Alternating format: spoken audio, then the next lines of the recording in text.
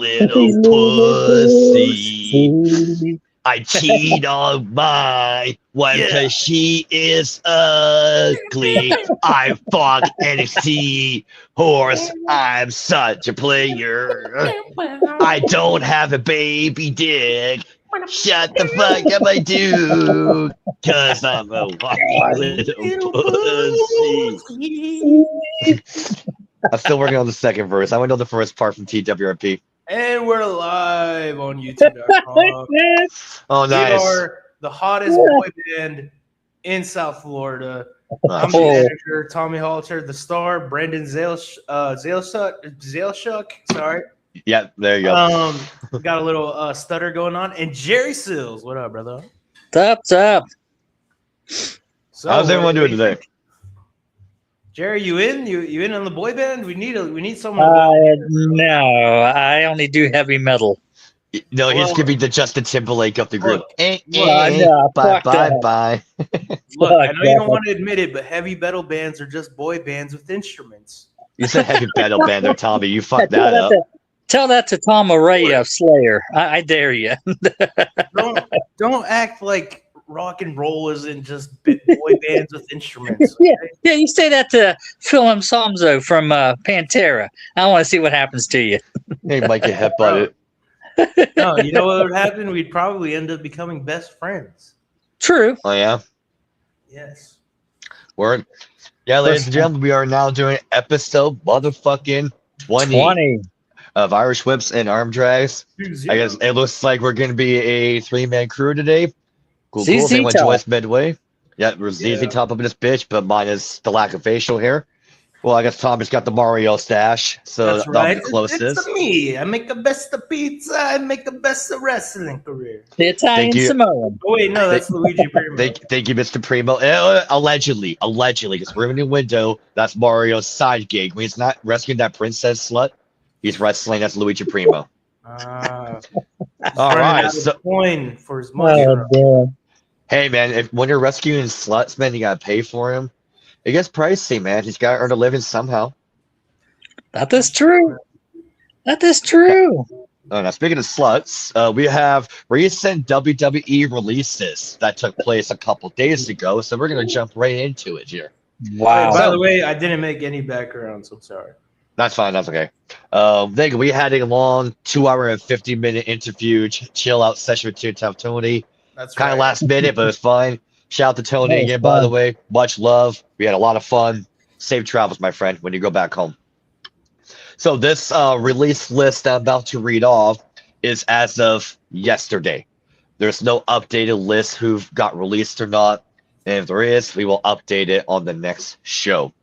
So in alphabetical order, here are the people that were released.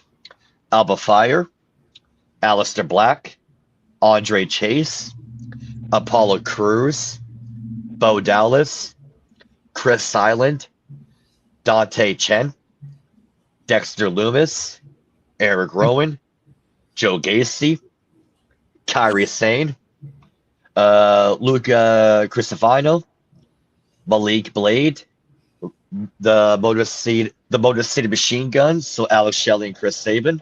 Yeah. Nikki Cross, Santos Escobar, Serena Linton, Trill London, Tyra May Steele, Tyreek Iggy, Tyson DeBont, Selena Vega, and Zoe Stark. All right, so me reading these names, some of these names I am not fully surprised. The one that surprises me because of the timing was Zoe Stark. To my understanding, she is still out with her leg injury. She has not made a return. Yeah, they don't usually release injured wrestlers, but I guess there's always an exception. Yeah, because I remember Jim Cornette told a story where John Laurinaitis told him that they don't fire people when they're hurt, because if they do, then they got to pay them if they're hurt. Yep. So I don't know. Yeah. So I was going to say, I don't know if there's now a lawsuit so we can go after them, or is there more that's not out to the public? But if that's the case, that's fucked up that they released her when she's not back yet and not cleared. Other names, okay, all the Wyatt Six Okay, all the That- great talents in their own way, but they were dead on arrival for two Yeah, reasons. Number one, they don't know how to be booked by the people that are running the show. And True. two, that same night where they debuted, when that picture got leaked, where all of them were with that fan, not in costume or makeup at that Whataburger. So at that point, the imaginary conception was dead. See, I've always thought it was dumb to bring back the Wyatt Six anyway. You can't do it without Bray. I It's not agree. the same. It's not the Yeah. same. And then putting them in there with the STDs, the DMFs, Oh, MFCs. That's right. That's right. NFT. Yeah. yeah, the DMFs. The DEIs. The DEI. The DEIs. Yeah, the DEIs. Yeah. Yeah, I just The dr- didn't agree with that whole storyline. I mean, I watched part of it, and it's like, it's nice. They're trying to honor Bray, but it's just, That's Dallas, he it does didn't good work, work. but he's not his brother. He's not his brother. no. And Yeah. for it needed to work, I'm not against a fan. I'm not against the idea of them doing like a Bray Wyatt tribute, but this is where, and I'm saying this till I'm blue in the face, they need writers. Wrestlers that are Yes. bookers now can't Yeah. write that. You need someone who Yeah, can they write can't write characters. this yet.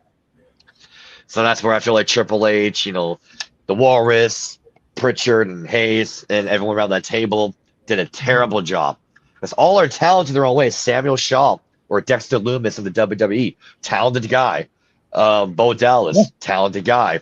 Nikki Cross, Oh, yeah. talented gal. Like they're all like talented in their own way and unique and bring what they bring to the table. They Yeah. just didn't have the right writing to go with them, unfortunately. They just became another face on the roster. Nothing made them unique. And I guess Aleister Black is what's his wife's name? Selena Vega. That one kind of surprises me a little bit. They're slowly pushing them, and they just got released like that. Hey, Bella, how's it going, man? Just started not too long ago. We're just going over the releases. The Yeah. recent Oh, releases. yeah. He's making So- fun of the Irish. That's not. Ah, And the one tag team here, I like these guys in TNA, but for me, them coming to the WWE is too little, too late. I think the Motor City Machine Guns being released is not gonna hurt business. Like they were not Oh, bringing anything to the table. There were nothing. Yeah, to- they're not So, over. well, nah. I do know the people that released, so it's obviously every member of the Wyatt Six, Kyrie Sane. So a bit of a shocker there. Chelsea Kyrie Green. Zane upset me because what are they going to do now? They're just going to have Asuka all by herself, I guess. Yeah, unless they do a well, babyface angle where she and Io Sky make up. Yeah, but yeah, there was a report of Jackie Redmond. She started the hashtag We Want Kyrie, but she took it down because I think TKO got wind of it. So they were like, Oh, Oh wow, really? No, I find that interesting. That's one side topic I wrote down here. If you guys remember last year when R-Truth got released, there was a large uproar to the point where they had to bring him back. But let's all be honest here. They didn't do nothing with him when they brought him back. He's basically back to where he was. So if what makes these people think, and again, I haven't seen a lot of Kyrie sayings. I don't have a full opinion of her as a talent. I'm just going off by history. If they're going to do this, we want Kyrie, hashtag trends and all that. What do you think is going to happen? If they cater, she'll be just back to where she was. So she's not going to get a push or anything like that. She's not going to get more over. well, I do see your point. So we'll have to see what happens. We'll have to see Yeah. what happens. As for the others, Santos Escobar, are they still doing the LWO with Rey Mysterio? Is that one done? no. That's dead. That's dead as a dodo. Yeah, Okay, I that's- wasn't sure about that. that went out the door with the Wyatt six pack. Okay. Then Alpha Fire, I know Chelsea Green's out with injured. Piper Niven's out with the neck injury. I guess when Chelsea and Piper come back, with Alpha being gone, are they going to put Chelsea and Piper together or keep them separate? So that's going to be an interesting one. No, Chelsea got released as well. It's been confirmed. I've been looking, I've seen Oh, nothing. The one really? thing I've been I didn't finding, see she got written off See, TV I with knew She it. the Horror movie.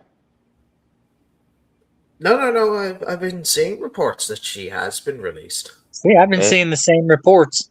If I we can it's look the it up. opposite, I've not. And see, So- if it's true, it doesn't surprise me because, like I said, after watching WWE Unreal, Bruce Pritchard made it clear that she would never be heavyweight or world women's champion.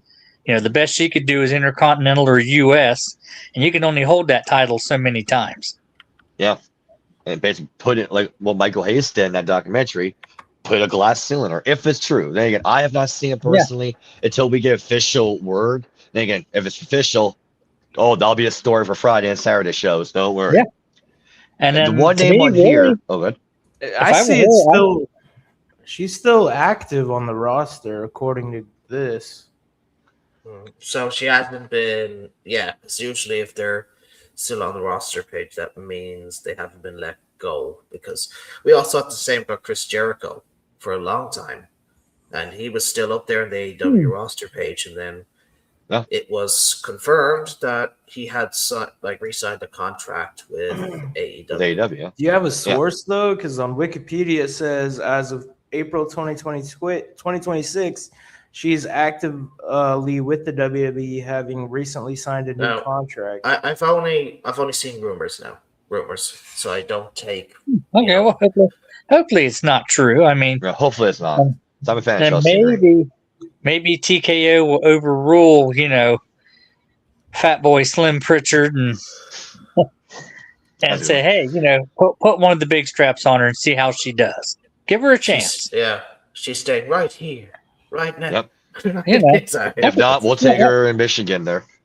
And another name on here, I'm surprised it took him this long to get released. Nothing against the guy as a human being, but as a performer, he added nothing to the table. That's Apollo Crews.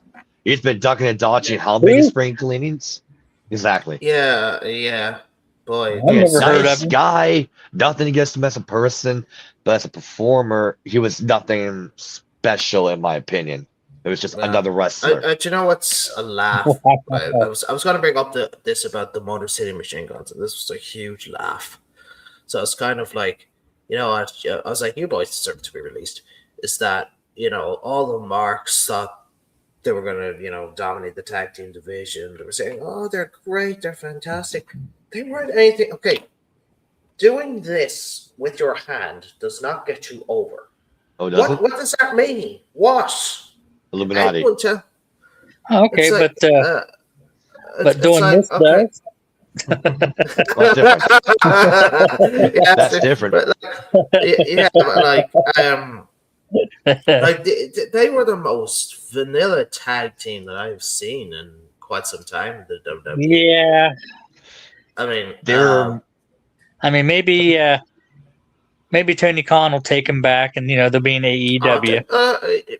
Sure. Look, Tony, he loves his work rate guys. I'm pretty sure he could pay them a ton of money and just. Yep. And they'll go after what's her name? It used to be WWE. Shit. While you're thinking of the name there, Jerry, for Motor City Machine Guns, I've seen them in TNA.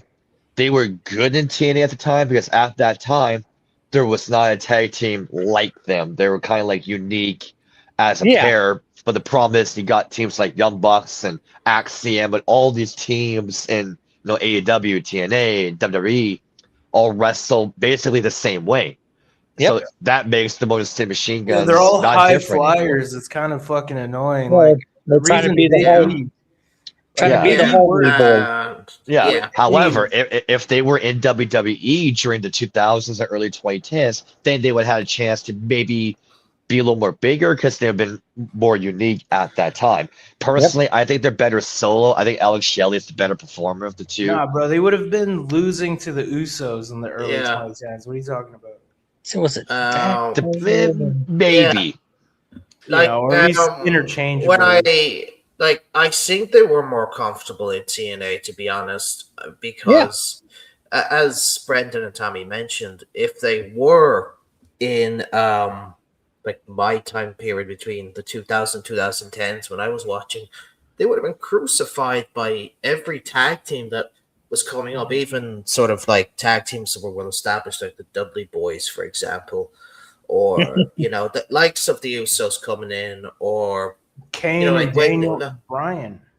yeah, or like when Deuce and Domino, like a basic tag team like that, or I can list 1,000 tag teams that would have, like Carlito and Primo. Players?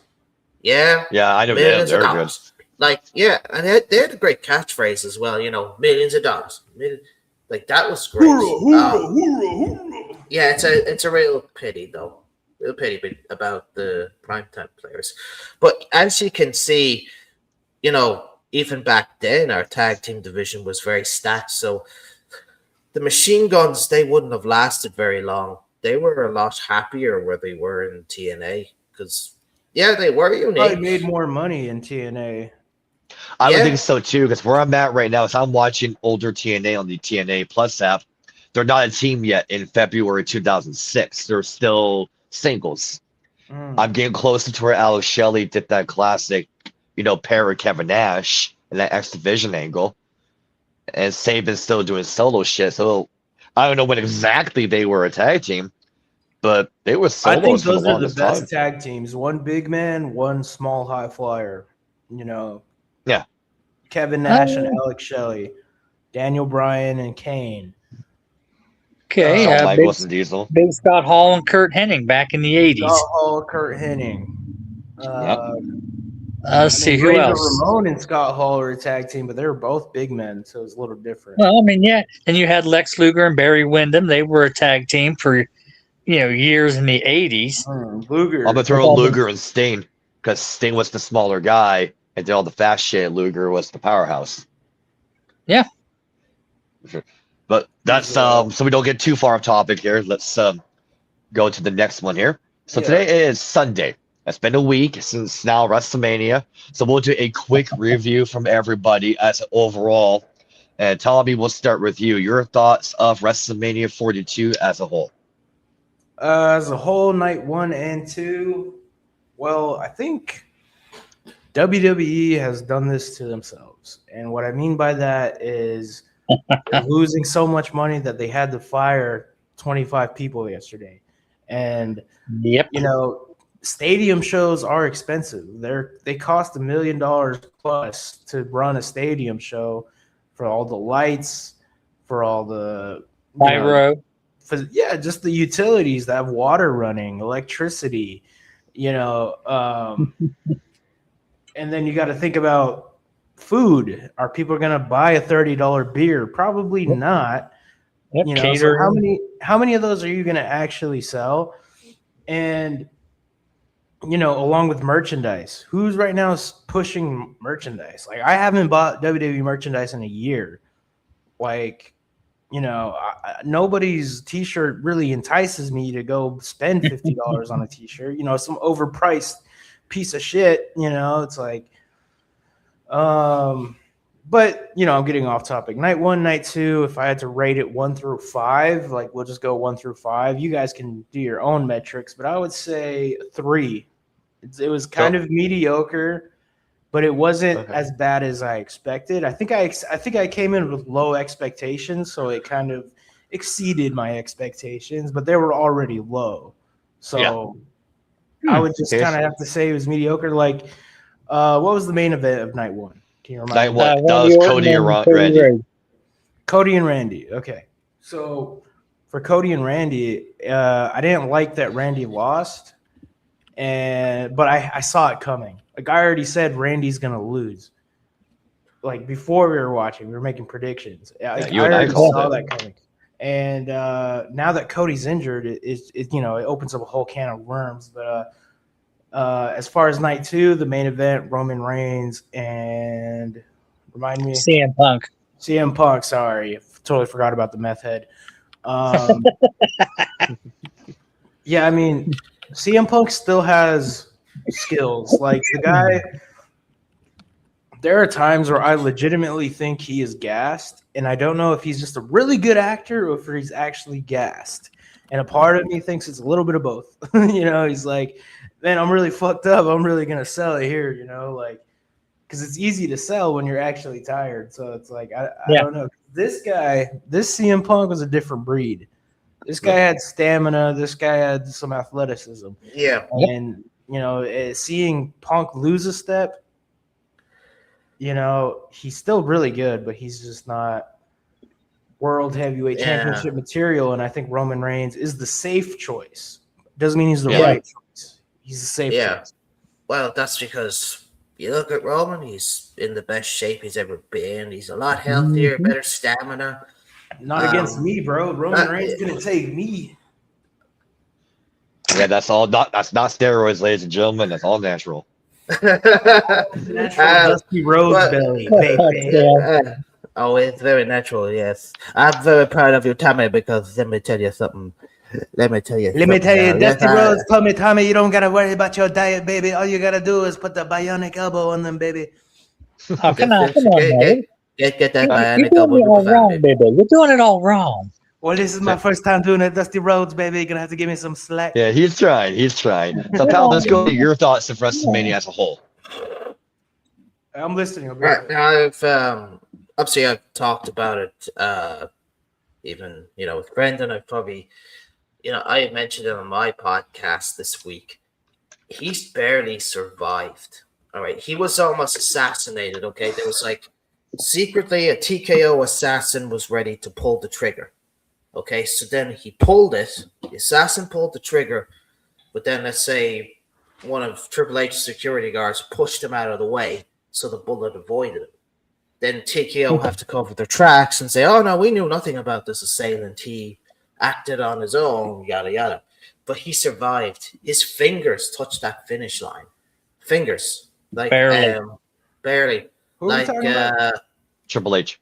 Oh yeah. Yeah. So, again, he was putting everything on the line in Vegas, which is quite the irony, because it's quite the irony because in Vegas, you like to do a bit of gambling, you like to sometimes play a bit of poker or a bit of risks.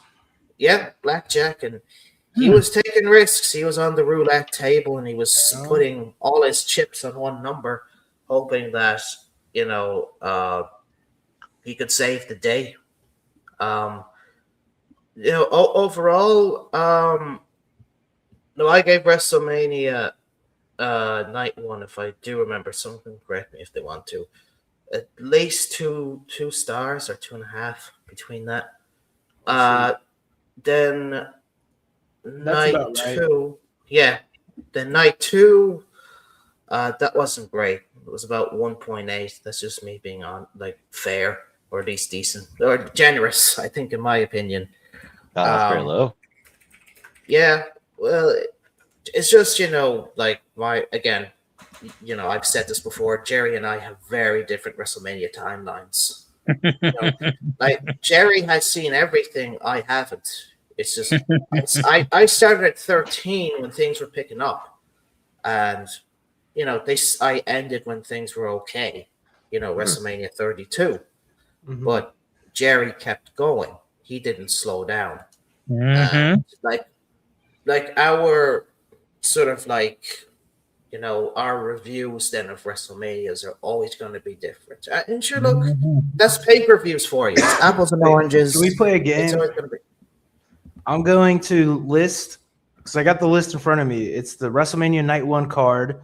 I'm going to say the result and the stipulation, and I want you guys to give me one word response. One word. So you could say shit, good, whatever you want to say. Okay. Since we're already on Paladin, we'll keep going with Paladin. Paladin, tell me, 6-man tag team match, LA Knight, Jey Uso, Jimmy Uso defeat The Vision, Logan Paul, Austin Theory, and I Show Speed. Your one-word reaction.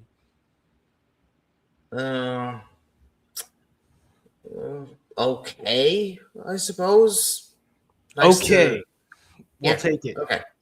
Yeah. What about you, Brendan? One-word reaction, The Vision versus LA Knight and the Usos. One word? Okay, I can't use 2 words. I'm gonna say surprise, because it was a surprise decent match. So surprise in a good way. Okay, Jerry, what about you? Decent. Decent? It was a decent match. Yeah. I agree. I'll go with either okay or decent, or even maybe that was all right. You know, A lot better than Well- it should have been. That's why it's a surprise for me. Yeah. unsanctioned match: Fatu versus McIntyre. Paladin, one word. Surprised. That was actually good, considering this feud was kind of last minute. Okay. Brendan, unsanctioned match: Fatu McIntyre. I'm gonna say okay. Jerry, one word. Excellent. I enjoyed it. Okay. WWE Women's Tag Team Championship Fatal 4-Way, the Bellas and Paige versus Nia Jax and Lash Legend, Alexa Bliss and Charlotte Flair, Bailey and Lyra Valkyria. Paladin, one word. Boring. I was gonna say that too. What about you, Brendan? Let's see. Oof, one word for this one. Goddamn. Women's Tag Yawn. Team. Yawn. Yawn. Okay, Jerry. Botched. Yep. Well, I mean, I think between me and Brandon, we counted, what was it, 20 different botches It was throughout a the whole lot. match? Look, The highlight for me of that match is where Paige got the hot tag because her shit looked good. The ending was Yeah. good. Rest of the match was like, oh my god, this is awful. They need how shit was so bad, but that's different. So I'm gonna I say mean- yawn, and that's being nice. But I mean, like, even when they fell out of the ring, I'm like, come on now. You ladies have been doing this shit for years. yeah, that's what. See, I missed the first two matches, Fatu and Speed and Usos, but then I came in right here for the Page return. So as far as Page returns goes, if you take that out, this match was. I would give it a thumbs down. Yeah, I'm going to give it a thumbs in the middle Oh. because Paige. but if I had to give it one word, I would say underwhelming. Fair. Yeah, that's fair. Fair. Yep.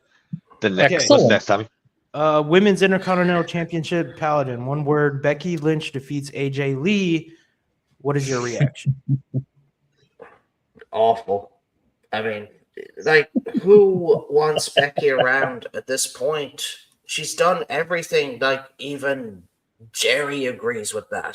Mhm. Like, go home. We won't miss you. I mean, like, come back once in a while. You know, what seldom is wonderful.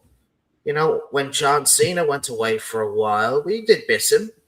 It was not the same without Cena. I think For she's sure. addicted. She's addicted to wrestling because And she doesn't not need any entirely more wrong money. with that, but Yeah, she needs a new role though. She can't be addicted to wrestling and be the top fucking superstar every time. she needs to go home and take care of her two daughters, you know. She has one at the moment. because I So can see I'm Becky including Lynch. her husband. You know, Oh, it'd be that's cool. fair. That's true. Like Becky Lynch becoming an NXT trainer or somebody for the future women's division to actually train and like show Yeah. people like because she in my opinion is one of the best heels. Like you love to hate Oh, Becky yeah. Lynch, and like you know it's easy to hate her and that's kind of because she's doing such a good job of being a fucking bitch. Like you know Yeah, I'll give I Becky totally agree. this. I'll give Becky this. I think she's a bigger trainer. Did you ever guys see footage of Becky and Charlotte trying to train Mick Foley's daughter? no Years what was ago? that like?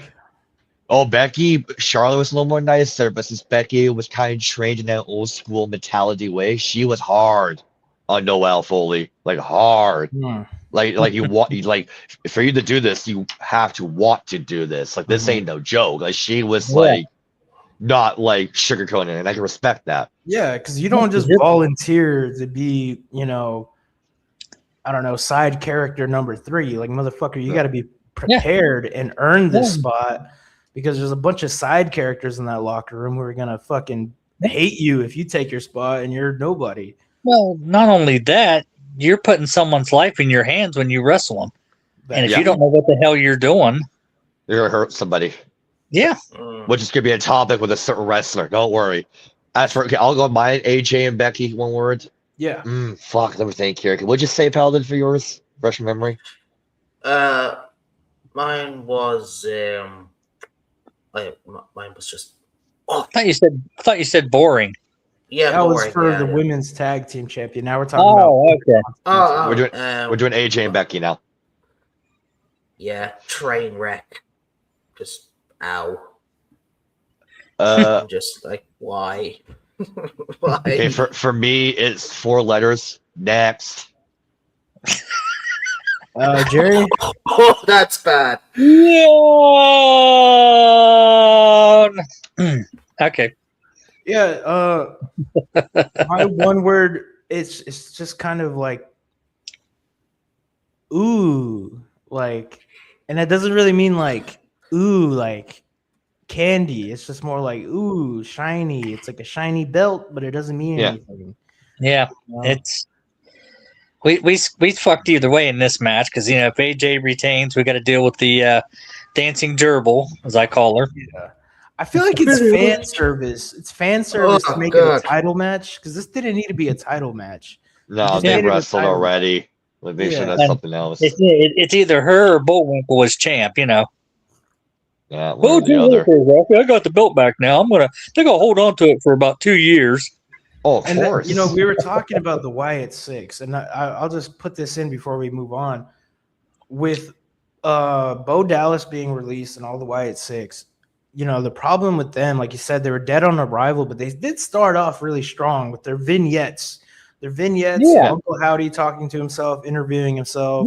Yeah, that was good. That was good They stuff. killed Chad Gable. They killed the locker room. But Yeah. the problem is, once you go straight to like, okay, these motherfuckers are dead, you've buried them, you got to put Bo Dallas or Uncle Howdy in the world title conversation. Make him compete for the title now because you've already buried the mid-card locker room. So now you've totally missed the opportunity to take Bo Dallas seriously because he went straight from like, oh, I'm going after everybody in the locker room. I'm a big deal. I'm getting TV time, vignettes, and then you do nothing with him. You put Eric Rowan and Dexter Loomis and who's the other guy, Joe Gacy, as tag team champions or whatever. Yeah. And it's just, ugh. Anyway, let's move on. We have the men's Gunther versus Seth Rollins. Braun Breaker returned post-match to attack Rollins. What'd you guys think, Paladin? One word. Trash, because they did the match wrong. Okay, what they should have done, right? I would have stuck to this, right? The match begins. Seth gets a quick inside cradle, gets a fast win. Gunther looks shocked because he didn't know what just happened. And Gunther beats he beats the living shit out of him, whacks him off steel steps, and he gets so frustrated that he puts Rollins out of commission. Then Rollins goes away. He could come back at SummerSlam for revenge against Gunther. Rollins needs to go away for like a month. Like, stay 4 weeks away from TV. Just let us forget about you for 4 weeks, bro. Yeah. And I agree, because if you end it in a disqualification, you're not really putting Gunther over and you're not really burying Seth, or you're not really putting Seth over just because he got the pinfall. It's just more of a lucky win. And now there's just dragging them along. Sustenance. It's got some sustenance because, oh, you screwed me over at WrestleMania. Like, now I Show Speed and Logan Paul, they have some history now that they've tagged and then they betrayed each other. Logan hit Speed. With Breaker, it was like out of the third field. Like, he fucking came down the ramp, totally botched his spear. One word for me. Why? Why are we having Gunther versus Seth? Why is Braun returning now? They're desperate. So, yeah, Brendan, one word, Rollins Gunther. All right, this is going to surprise. Everyone knows I don't like these people as wrestlers. I'm not a Gunther fan. I'm not a Seth fan. Yes, I like how Paladin pitched the match, but for what it was, this surprised the shit out of me. I'm going to be nice and say good. I was genuinely surprised those guys went out there and beat the absolute fuck of each other. It was a physical match. And to me, for not liking either or, like I said, I'm not a fan of both of them. I was genuinely surprised how much I was enjoying that match and how physical it was. Could have been better layout, sure, but for what it was, I liked it. So I'm going to say good. Not great, good. What about you, Jerry? decent. Okay. Like Brandon said, the action in the ring was pretty good. The only thing I think they could have done differently was like maybe Heyman would suddenly show up and distract Rollins, and then Gunther would put the sleeper on him and leave it on him. Is for Gunther 2. a Heyman guy now because he did him a favor? I don't know. Well, some of the talk is that at SummerSlam, Brock's going to come back and take on Gunther. That's a topic. That's a later topic. So let's wait for that. Okay, so let's move on. Yeah. Women's World Championship, Liv Morgan versus Stephanie Vakir. New champion, Morgan won the title. What about you, Paladin? What do you think about Liv Morgan as your new women's champion?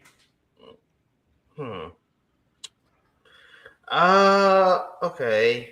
And it doesn't have to be one word. Let's just keep it simple. Yeah. Okay. Okay. Okay.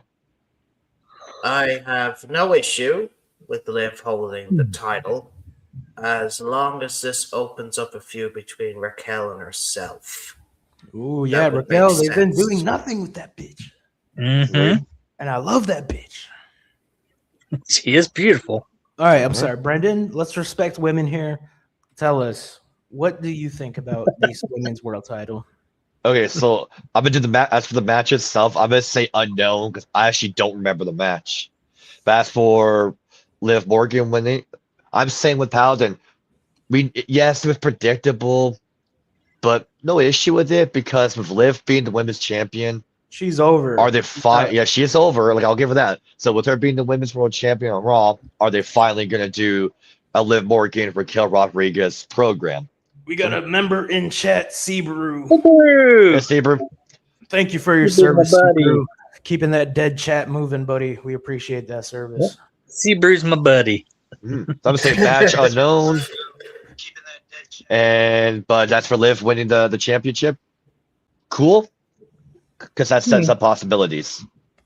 Yeah, you could do more with Liv than stuff.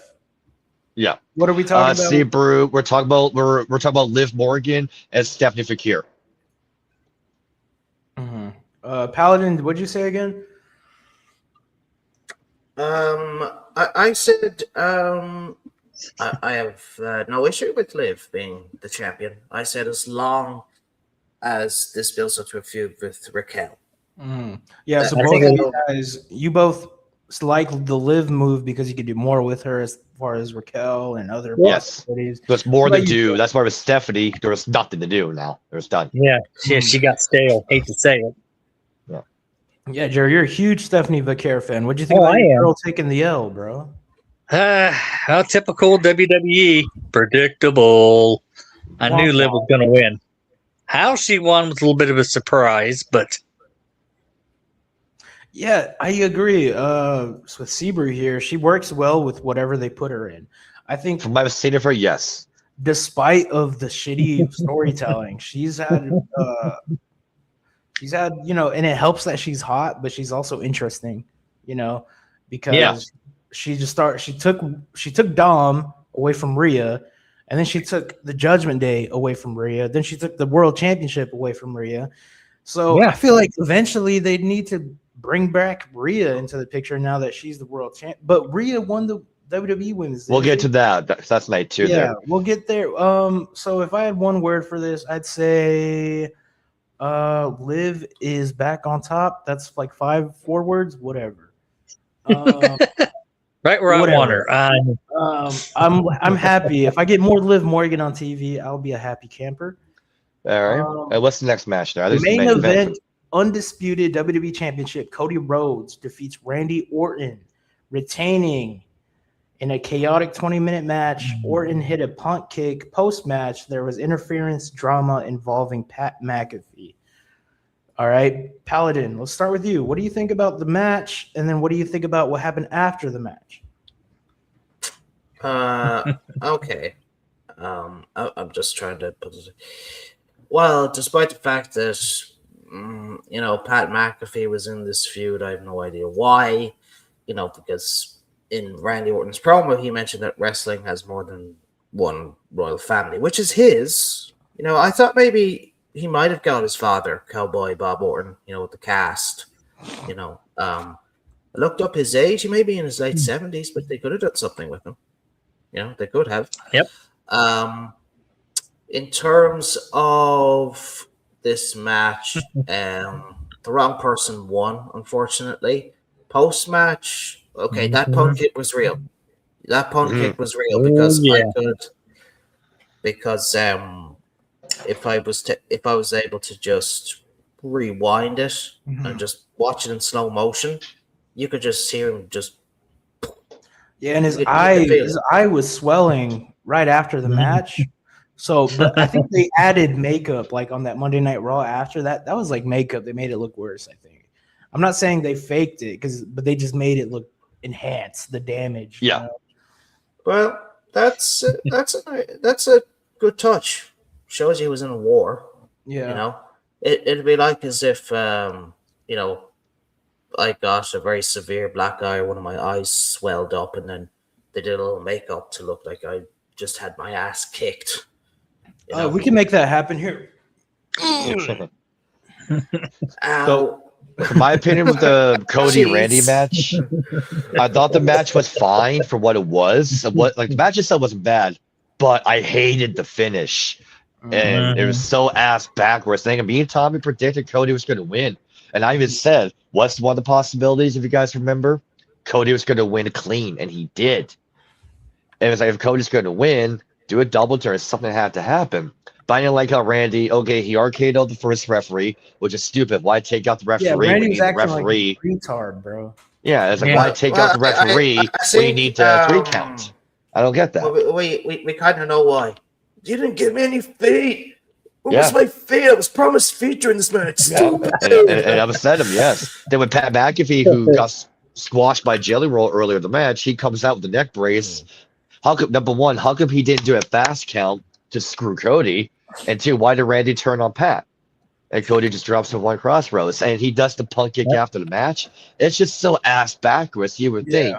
Randy would do the punt kick during the match, and then Pat McAfee would come in and do the fast count.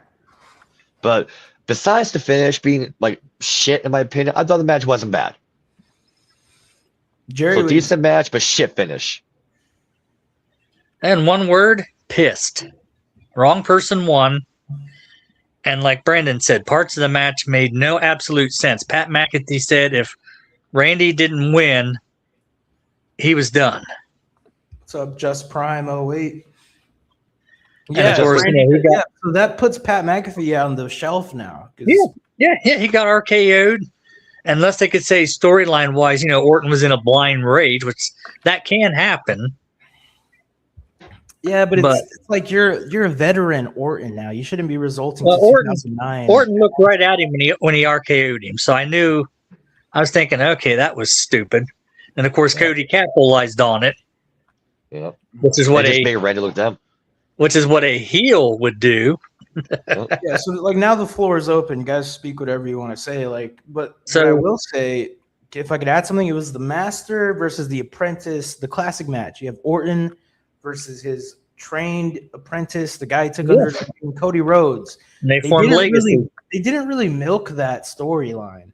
No, And they didn't really talk about Cody's past because his past, it's not that impressive. But I think that, like we were talking about with Tony, Too Tough Tony, like we were saying, you don't want to diminish someone's beginning of the career because that's the foundation of what their stepping stones to their future successes are. And with Yeah. Cody, it's like he has so many failures, and that's kind of why it's hard to hate the guy because you've seen how hard he's worked from Stardust, from dashing Cody Rhodes, yeah. From His Legacy. time at Ring Yeah. of Honor, being part of the Bullet Club.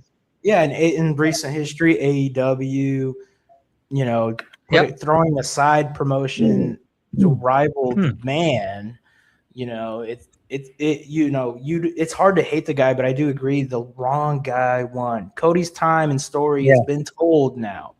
Yep. It doesn't work. Did It's not Master wrong. versus Apprentice. The cool thing is you could have had the Master win. The Apprentice doesn't always have to become the Master. You could have Orton, boom, RKO. You still got a lot to learn, young man. 1, 2, 3. Yeah. And then you have a whole new story of Cody's Yeah. I still have a lot to learn. Randy kicked my ass. I thought I was the champ. I thought I was built for this. Now I'm back in. Yeah, I got to reprove myself. Yeah. Yep. No, and I'm gonna add to that. Another issue I had was how Cody did not sell the punt kick. afterwards. What I mean by that, during the post show, you see him, he's walking back like he's fine. And it's like, okay, if you can get Punk kicked, you should, still sell it. Have other referees help you walk to the back or do a stretcher job. The fact that he just walked and didn't happen, I feel like, well, what was the point of that? Then you just killed the Punk kick. Yeah. I mean, it's That's- like that's- getting that's cracked another in issue the I have. face. Pause. That sounded gay. It's like getting cracked in the face with a baseball bat. It's like when you get kicked in the face, bro. That's a lot of force exerted.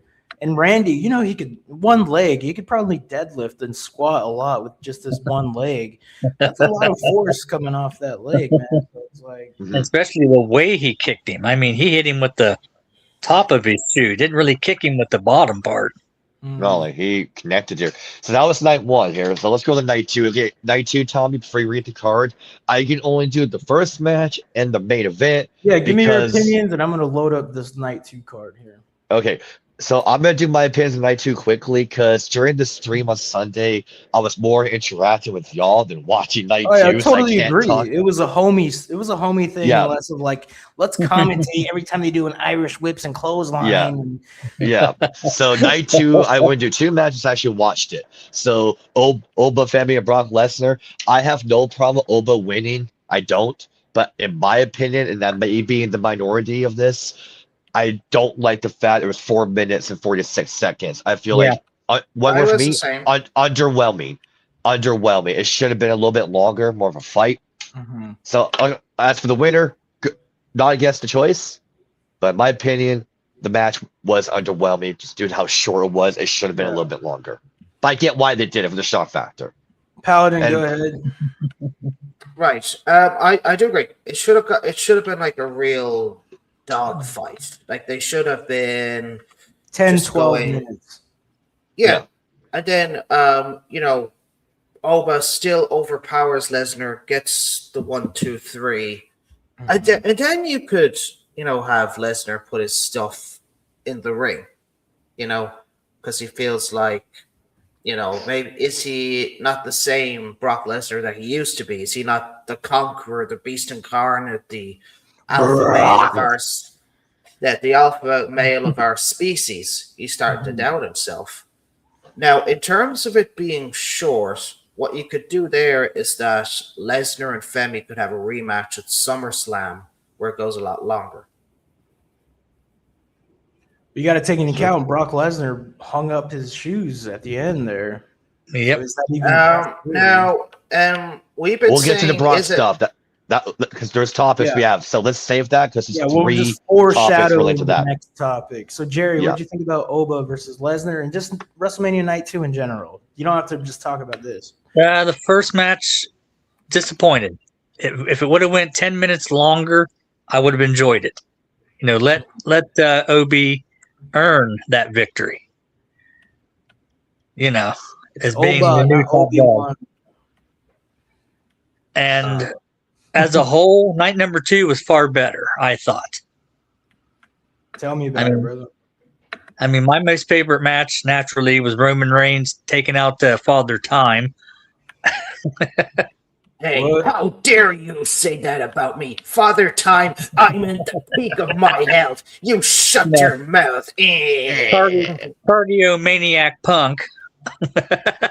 That's good. Hey, And I'm the gonna best shape of add my on life. to the Punk and Roman match because that's the other match I actually watched. I really enjoyed that match. It was a lot better than I thought it would be because we were all thinking, "Oh, great Punk's cardio. He's going to give out. Roman's got to carry it. It's going to look like shit." But I'm gonna give Punk credit. I guess he did work on his cardio so he could last longer. The I didn't like only the- criticism I have for that match because it makes the referee look stupid. It was not a no DQ match. If you guys remember that spot, Punk is hung upside down.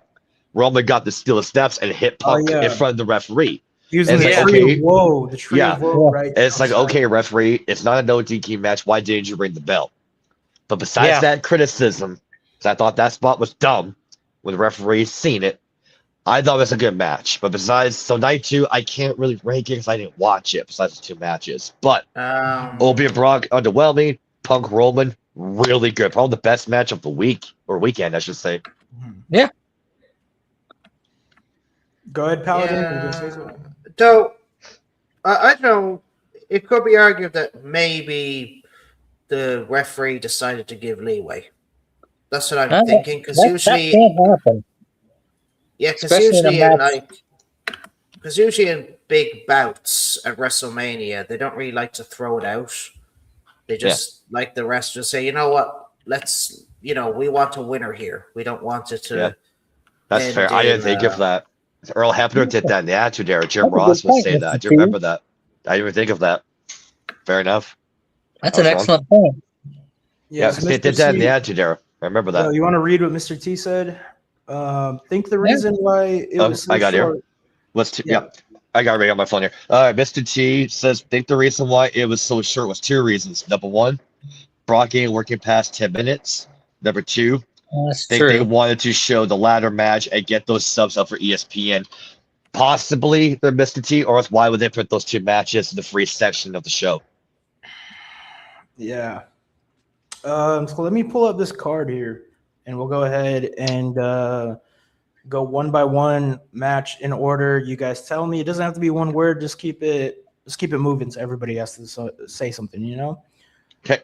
But shoot. If you guys have an opinion, shoot. We're all homies here. Speak freely. We just want some structure, and that goes for chat too. If you guys feel like we skipped the topic you want to talk about, chat. Go ahead, bring it right back up. However, if it's a topic that we have, I'll let you guys know because I have the list on my other phone here. Yeah.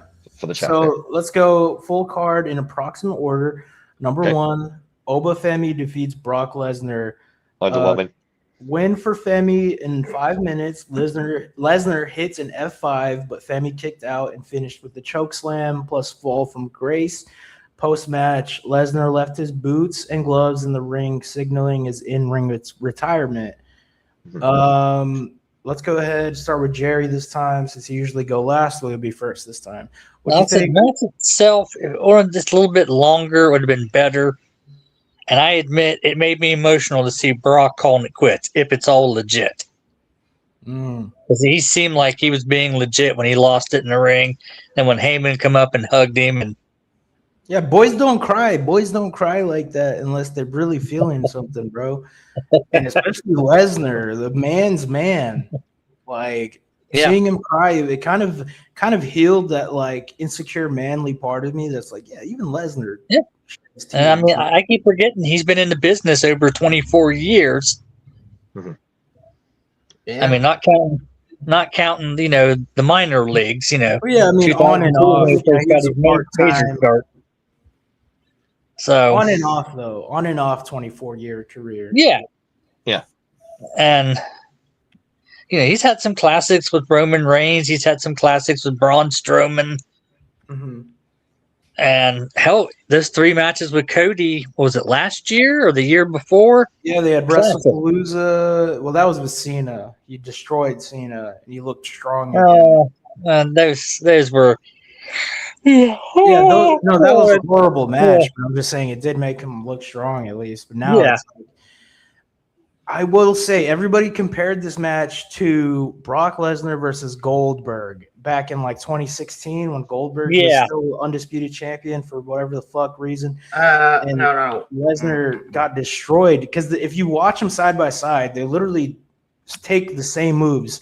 Goldberg, he shoulder tackles Lesnar into the corner of the post, the ring post. Then he starts shoulder tackling, boom, boom, boom. And then he flips him like a suplex out of the corner into the middle of the ring. And then Goldberg hits his jackhammer, 1, 2, 3. This time it was Oba Femi, shoulders in the post, bring him to the middle of the ring, fall from Grace, 1, 2, 3. So it was a little copy and paste for me with Goldberg. I wish they didn't copy everything Goldberg did. It works because Oba is just as big as Goldberg, and Oba looks way different than Goldberg. So you don't really see it from like the eye test, but then when you go back and watch film, it's like watching NFL plays. It's like, oh shit, they've run the same play 3 times and they haven't stopped him. You don't really realize until you replay it that you're like, oh, this is the same have a really play. good trained eye. Yeah, it was Godzilla versus King Kong, but it was too long, and they just copied the old Godzilla versus King Kong. And it was kind of like the sequel nobody asked for, because Oba, yeah, he's great, but you don't really necessarily have to put him against the veteran right away to prove a point. You could just have him burying young talent, like Lesnar did. His first F5 was the Maven. It wasn't to Goldberg right away, if you know what I mean. It was. There's a way to book a monster push, and we were talking about Braun Strowman. We don't want Oba to become another Braun Strowman where he's dominant and then he falls off and now he's doing cooking TV or whatever the fuck. Anyway, Brendan, take it away. What'd you think? Night 1, Oba versus Lesnar. Night 2? Like I said, fine with the decision, but underwhelming just due to how short it is. And if the viewers want a perfect example, because it's now on YouTube, on the WCW Vault channel. If you want to see two big guys being the absolute piss out of each other, check out Goldberg versus Scott Steiner at WCW Fall Brawl 2000. They went for 13 minutes and 50 seconds. That's a good big man match. It wasn't too short. It wasn't too long. They went in there, beat the fuck out of each other, and ended. I was hoping for that, similar to that, just due to the build-up that Oba and Brock were doing. So that's where I gotta give it a thumbs down, just due to the underwhelming length of it, but not against Oba going over. Yeah, right guy won. Match was kind of mid. What about you, Paladin? I'm just disappointed that it was short. I was expecting maybe, 14 minutes tops. That's what I was thinking. Am I against Oba going over Brock? No, I think the right person won, and I believe that Brock sees all the potential in Oba Femi. I think that's why maybe he chose him. Maybe he did. Maybe he was talking to somebody backstage and said, that Oba guy, he looks strong. I can help him, elevate himself to the next level. And he did. Brock Lesnar made him look like $1 million. Well, they're the same breed. Like pit bulls. Like pit bulls, they don't really fight other pit bulls because they're like, oh shit, he's the same breed as me. That's kind of like Lesnar and Oba. They're two big ass dogs. They don't have to be pit bulls. We can say two German shepherds. Two Rottweilers, whatever. They're the same breed. They're built from that same cloth. So I do think Lesnar was like, he's one of me. He took a sniff of him. It was a case of here's a long lost brother. Yeah, he's my black brother. He's my black son. I've always wanted. Yep, he's my new sonny. You can come home. Join me on my ranch. Do you want to go kill some deer? Probably would. Oba be like a hunting buddy. So what's next on night 2? Wait. Can you read this comment? I'm gonna get some coffee. Okay, so we got 2 comments from Mr. T here. First one from Mr. T. This is what WWE is about. Matches like this on free TV and get them hyped to buy ESPN Plus, in his opinion, aka the ladder match. Yeah, that's why they did it. On paper, if you ask me, the ladder should have opened. Brock and Oba should have been one of the final 3. Yeah. In my opinion, in terms of structuring it. So until Tommy gets back here, I'm going to go get the card here. I'm right here. Okay. UFC, remember him because UFC was on ESPN and be like, hey, Brock's here, check him out. Also, first time. So a lot of people don't give Brock enough credit because he boosted UFC's stock market and their viewership, because a lot of people liked UFC, but they didn't have Brock Lesnar. And Brock Lesnar, he was like, people forget how big Lesnar was. He basically put on UFC to the point where they were mainstream media, sports, like who was even like Chuck Liddell? He was great for the UFC, but he wasn't putting on Brock Lesnar pay-per-view numbers. It wasn't mainstream level as Brock Lesnar was. And no disrespect to Chuck Liddell or that era of UFC, but it wasn't until Lesnar came where they were like, oh, now we actually give a fuck about who these people are, because we know who Lesnar is. We don't know who these other fighters are. Lesnar had the name, and a lot of WWE fans went to UFC, boosted their ratings. What else is Mr. T saying? This is what WWE is about. Matches like I read those. Yeah, I read those. Yeah, and get them hyped to buy ESPN. Well, yeah, I mean that's it's marketing 101, and there's a way to do it. But when it's so forced down your throat, ugh. Then Mr. T says Oba to me is going to be the next face of WWE. I can see that. He has potential. I'd say he's the Black Goldberg. See, I'm not The getting look, my he's hopes got the up. presence. Because I saw the same thing with Braun Strowman, and until I see it, I got to see it to believe it. Because Strowman, people want to forget about Strowman like he wasn't shit, but like that motherfucker was basically Obafemi. He was the new big dog. He was Braun Breaker before Braun Breaker. He was Bronson Reed before Bronson Reed. Like Braun Strowman was a big fucking deal, and they totally flopped him. So I don't know. I don't know if I trust WWE with Oba to push him correctly. You hope for his career, for the kids' sake, for WWE's sake. Like the best thing They they need can do. somebody. Yeah. So But Brendan, then that's a topic later. where do you want to take us, Brendan? You hold my hand. Where are we going? Okay, now we're gonna go to. Okay, I'm gonna grab the left hand here. Okay, we're walking. we're walking by the Ferris wheel. We're eating some cotton candy, and I'm gonna tell you three while I'm holding his hand. The WrestleMania 42 viewership ratings. This surprised me. Like you would think WrestleMania they would get a good viewership because it's WrestleMania. So WrestleNomics.com reported the rating viewership for both nights of WrestleMania 42. Night 1 only got 1,612,000 viewers. That is shit. That is SmackDown ratings. Not even 2 million. Night 2 got a little bit more. Night 2 got 1,822,000 viewers. Oh, that is bad. Like I said, WrestleMania, you would think maybe 3 to 4 million, 5 even, but barely like 1.5 million. That's SmackDown numbers. That is fucking pathetic. Yeah, that And I guarantee you, TKO are not happy with that. Then again, I gotta wait till we get to a certain topic to elaborate more on that. But so Jared, let's start with you. Your thoughts on the viewership ratings for both nights?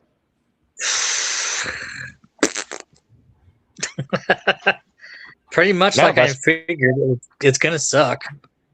Best way to describe it. I mean, exactly. It is going to have a little bit just to keep them afloat, but I figured when you told me the numbers, I was thinking, oh boy, there's going to be some backlash, and of course, 20 halfway decent wrestlers out of a job. Not surprised. Not surprised. That one's why they got to save the money. Okay, Paladin, your thoughts on the lovely viewership ratings for both nights of WrestleMania 42?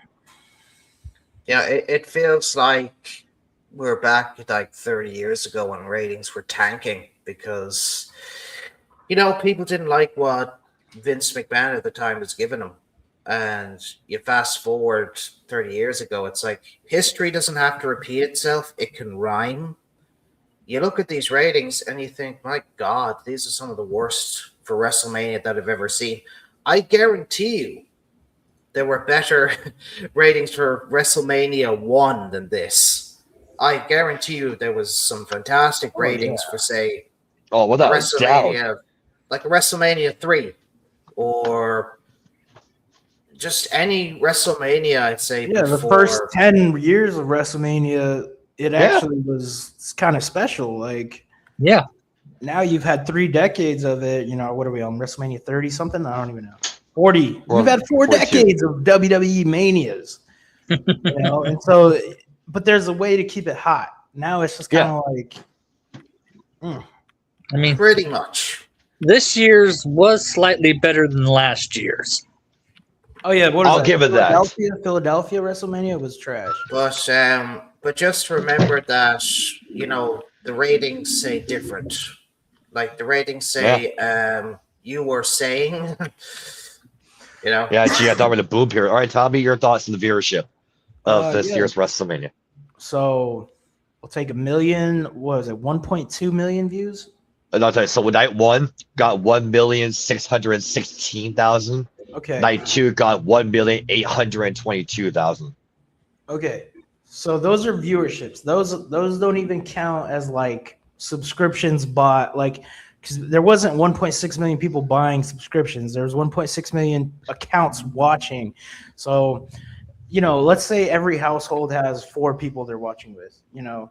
And so if you did 4 people in every $1.6 million I mean, 1.6 million houses, you know, that's a lot of eyes at the end of the day. So it's not like people don't know what's happening. People know what's happening. They just don't care and they just don't give a fuck. And, you know, like during our WrestleMania watch party, half the time we were dicking around and the other half the time we're like, oh, totally saw that coming. And it's just like, there was no incentive to sit down and watch.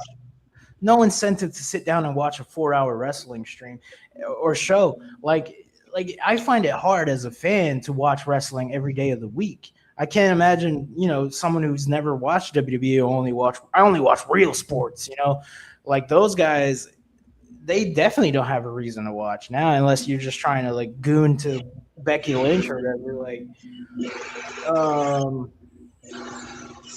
shit, I don't know. Ratings are down. They've been down. I don't know what else to say. We've been talking about the same topics now. It feels like for a year. Yeah.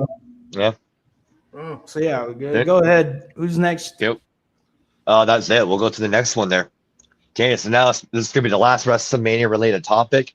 So the original location for WrestleMania 43 is revealed before the Saudi Arabia move. So apparently WrestleMania 43 headed to Saudi Arabia was not the original plan. And a new update just confirmed where WWE almost took the show instead. So media personality Andrew Badela took to X and revealed that Nashville tourism officials and the Tennessee Titans announced that WrestleMania 43 was initially set for Nashville at the new Nissan Stadium in 2027. That plan ultimately fell through, and the reason came down to timing issues tied to the venue. So the new Nissan Stadium is still under construction and is scheduled to be completed in February 2027, leaving a tight window for WWE to lock in WrestleMania for that same year. Within the timeline not lying, WWE pivoted, leading to the now confirmed decision to take WrestleMania overseas. This also changed the narrative around the WWE's decision to move WrestleMania 43 to its now current location. Well, WWE President Nick Khan previously framed the move as part of the company's global expansion and now ongoing partnership with Saudi Arabia.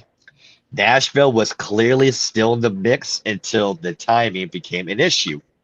So this wasn't just WWE choosing Saudi Arabia over a U.S. location. Nashville was on the board, but the stadium simply wasn't ready in time to make it work.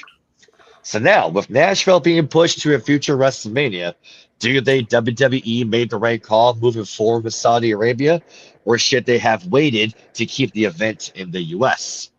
Okay, I'm going to go first on this. I find that article, in my opinion, to be bullshit and not true, because all of us here know why they decide to, can Nashville go to Saudi Arabia? It was about the money. They got more money to go to Saudi Arabia than do a show in Nashville, Tennessee. Mm-hmm. And I know me and Jerry had this conversation not too long ago on the phone. This is now the second town they burnt. They burned New Orleans last year, where they announced WrestleMania 42 is going to be in New Orleans until they canceled it and gave the money to bank instead. Now, Nashville is the second city they burnt. In my opinion, the more town relationships they burn, the harder it's going to be for them to do business in those towns. So WWE, actually not WWE, it's more TKO than WWE. So TKO has to be more aware of what they're doing. I got breaking live footage of TKO boardroom right now reacting to the WrestleMania in Saudi Arabia. Shoulders. Yeah, Yusuf Amir. Yeah, you go Yusuf. Yeah, there's Tony Khan snorting cocaine. And again, let's go. Hey, bro. You mean Nick Khan? Yeah, shout out to Yusuf Amir for Grand Theft Auto, The Ballad of Gay Tony. Rockstar Games. That copyright belongs to Rockstar Games. You don't own it. That song was written by Busta Rhymes. Okay, YouTube. Fuck off. Yeah, fuck off. And so, yeah, in my opinion, They better be careful. This is now the second town they burnt. They better be aware. So, Tommy, let's go to you about this. Yeah. So I'm not opposed to overseas WrestleManias, Mhm. but nobody has the money to go to Saudi Arabia.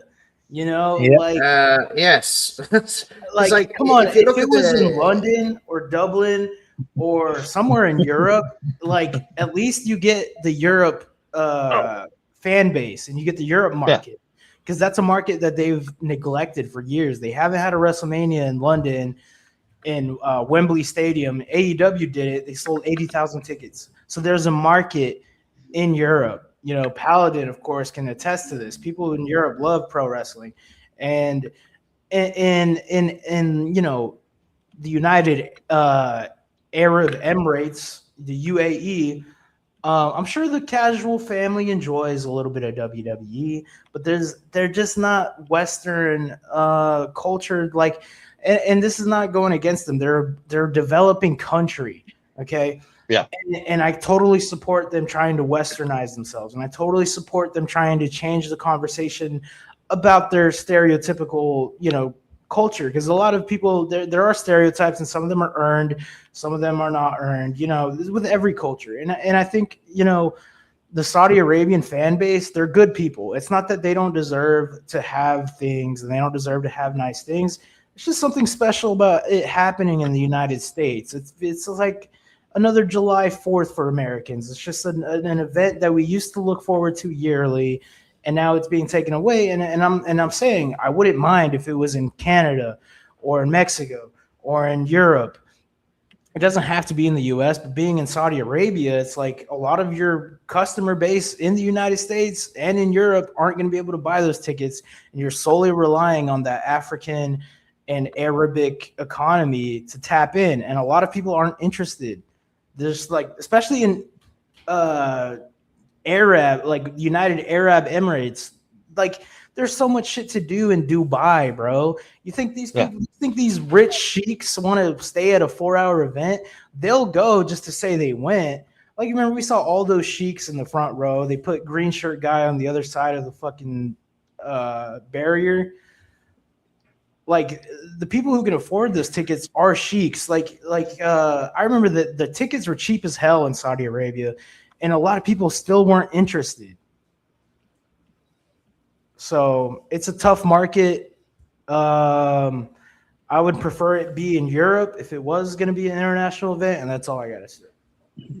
Okay, Paladin, let's go to you about the original location being revealed for WrestleMania 43. Oh yeah, and then sorry, changing it. Nashville. Totally forgot about Nashville.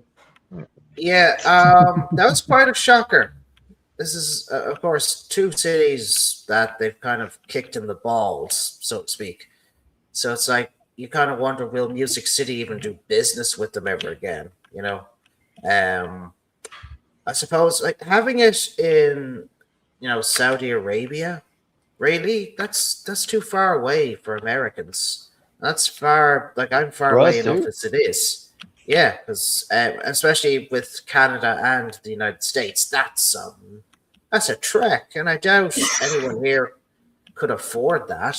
I mean, I doubt anyone here would even want to go here. You can afford the ticket prices because the ticket prices are discounted, but you're traveling and you're plane. I'm talking flight. Like I'm taking into account flights and accommodation. Like that's 100%. Just. I agree with you. Absolutely. Like that's just. That's madness. That's madness. Even though I may be from Europe, I may be the closest to Saudi Arabia, but like I add in flights, accommodation, and whatnot. It's still expensive for me. You'd be surprised. Yeah, it's gonna cost like an arm and leg to go there. All right, Jerry, let's get your take on Nashville getting fucked. Basically. Well, they definitely did. All about the WWE, and all they wanted is the money, and they decided to become WWE Saudi. Yep, WWS, basically. World Wrestling Saudi. I don't buy the arena bullshit. Like, oh, what is why we're not going? Because they've done it before where a stadium was built in time. They did it. They did it for the Royal Rumble this year. Yeah. So I don't buy that. Like, deep down, if you know your shit, you'll know that it's because and it's true, they are going to get more money doing a show in Saudi than Nashville. And there's so But many that's- states that, that didn't have to be Nashville. They could have gone to 50 other states. You know what I mean? Yeah, they Yeah. could have went to Atlanta. They could have went to Colorado, tried Denver. Yep. I mean, if they're willing to risk their security like they're so known for, they can go to Seattle and Washington. Right. Yeah, there's so many choices, but all right, moving on. We're gonna go to the next one. We're gonna go to. Wait, you don't want to Road go Dogg. over the whole match card of WrestleMania Night 2? Oh, Wanna we're gonna do go back to it. quickly? Yeah, let's because there's 2, 3, 4, 5. There's like 5 matches we just talked about Oba versus Brock. And we did Roman Um, and Punk. Yeah, so Well, we'll go through the rest of okay. the match card. let's do that As your quickly. host, we'll go back to one word reactions. If you can, Jerry, we'll get you first. Penta versus the Javon Evans, JD McDonough, Rusev, Rey Mysterio, and Dragon Lee 6-man ladder match. 1 word reaction. Enjoyable. Great. It was actually Paladin.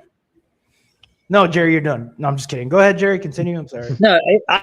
ladder match. It was pretty enjoyable, and for me, it kind of helped eliminate the taste of the OB quickie on Brock Lesnar. Mm. So And Penta retains. Did you like Penta retaining? no, that I wasn't surprised on that. I figured they're going to keep the hot potato on him for now. Mm. What about you, Paladin? Javon Evans, JD McDonough, Rusev, Dragon Lee, Rey Mysterio, Penta. Okay, for me it was oof. Not in a good way. It was like, ew, don't show that again. Cringe? You know? You cringed? Yeah, should I wasn't even interested at all. I was just like talking away. Yeah. I was just like, they're probably climbing a Minecraft ladder. It's made of Lego. I think that's what they're doing. Or JD McDonough brings out a Minecraft ladder. It's like he's embraced being Minecraft man. What about He you, looks Brendan? like sorry. Oh, you're good. Finish that thought. What did you say?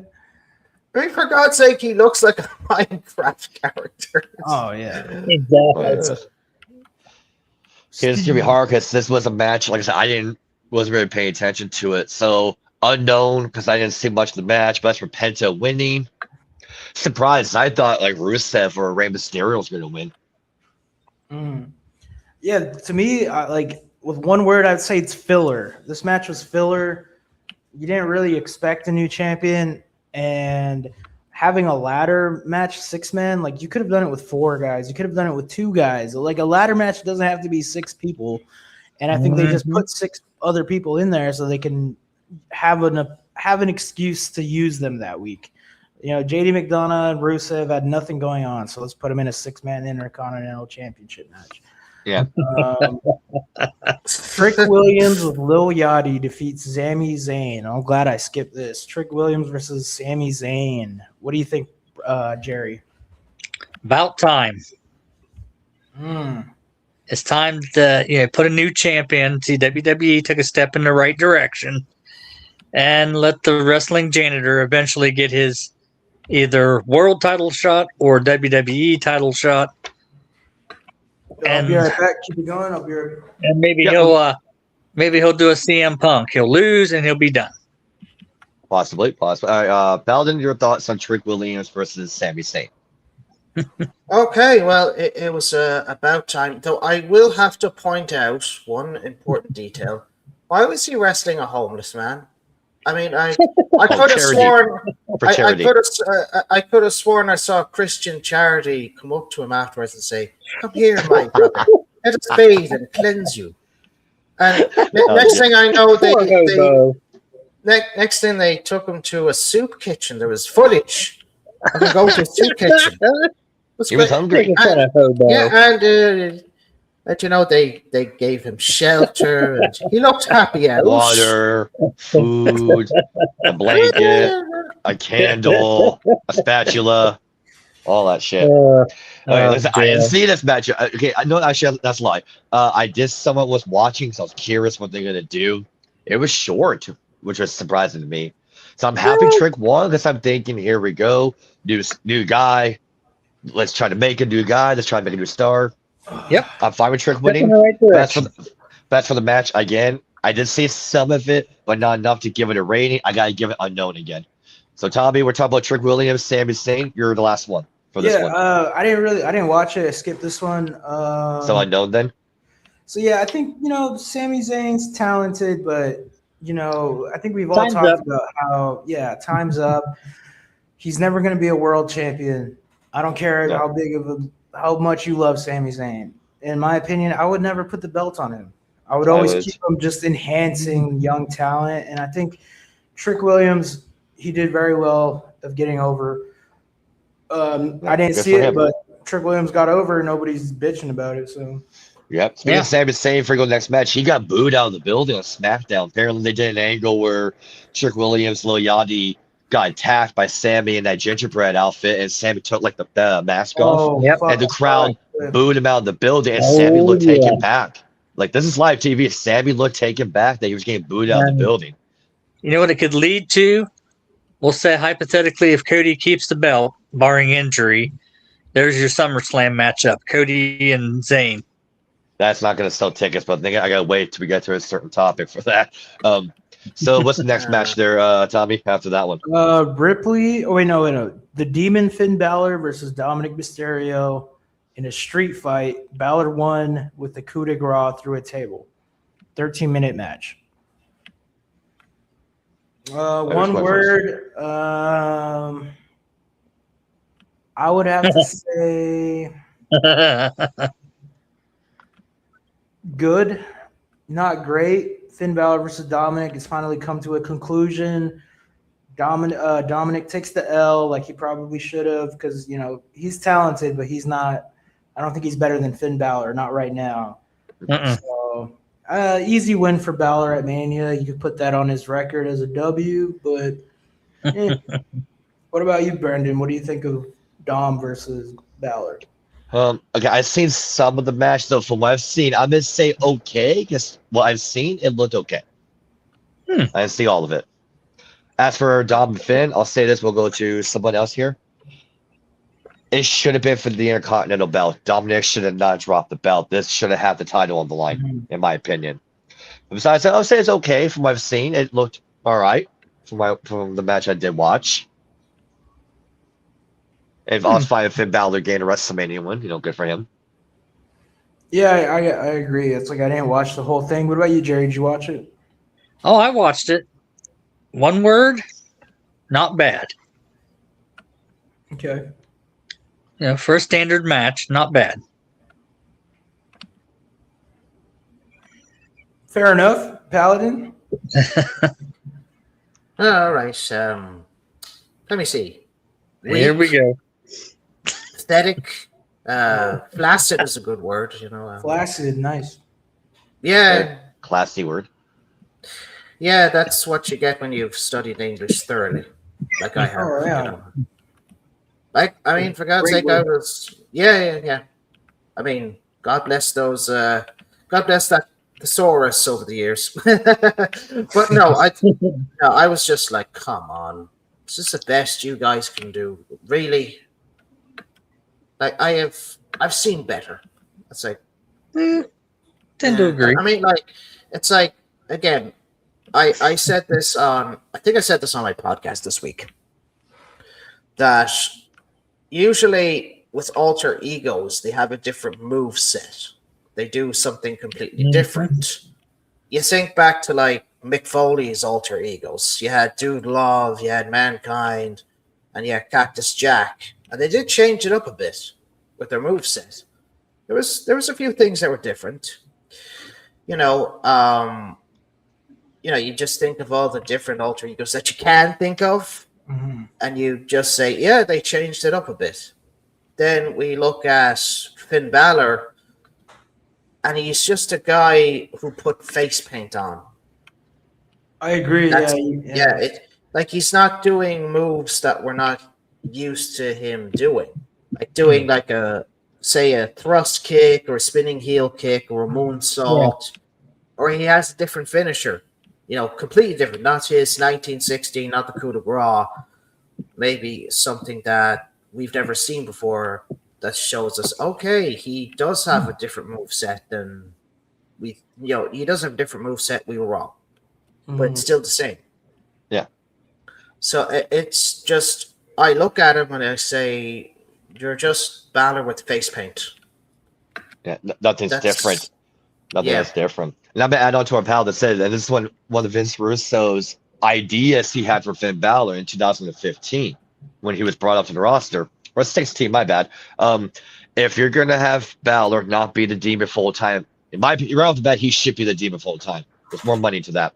Yo, if you're not, see the private chat? What I put in the private chat?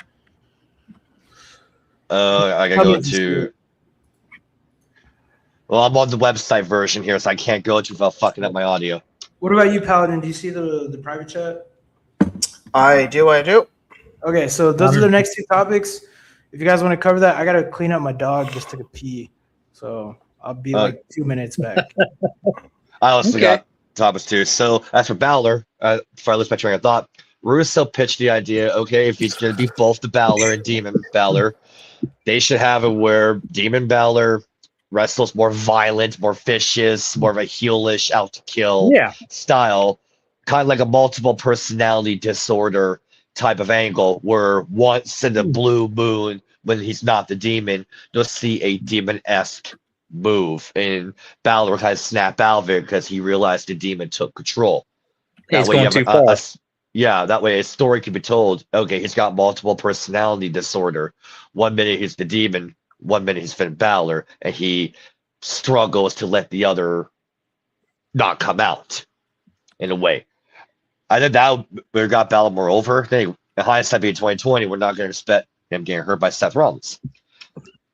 So I guess after that is we'll go to the Jade Cargill and Rhea Ripley match.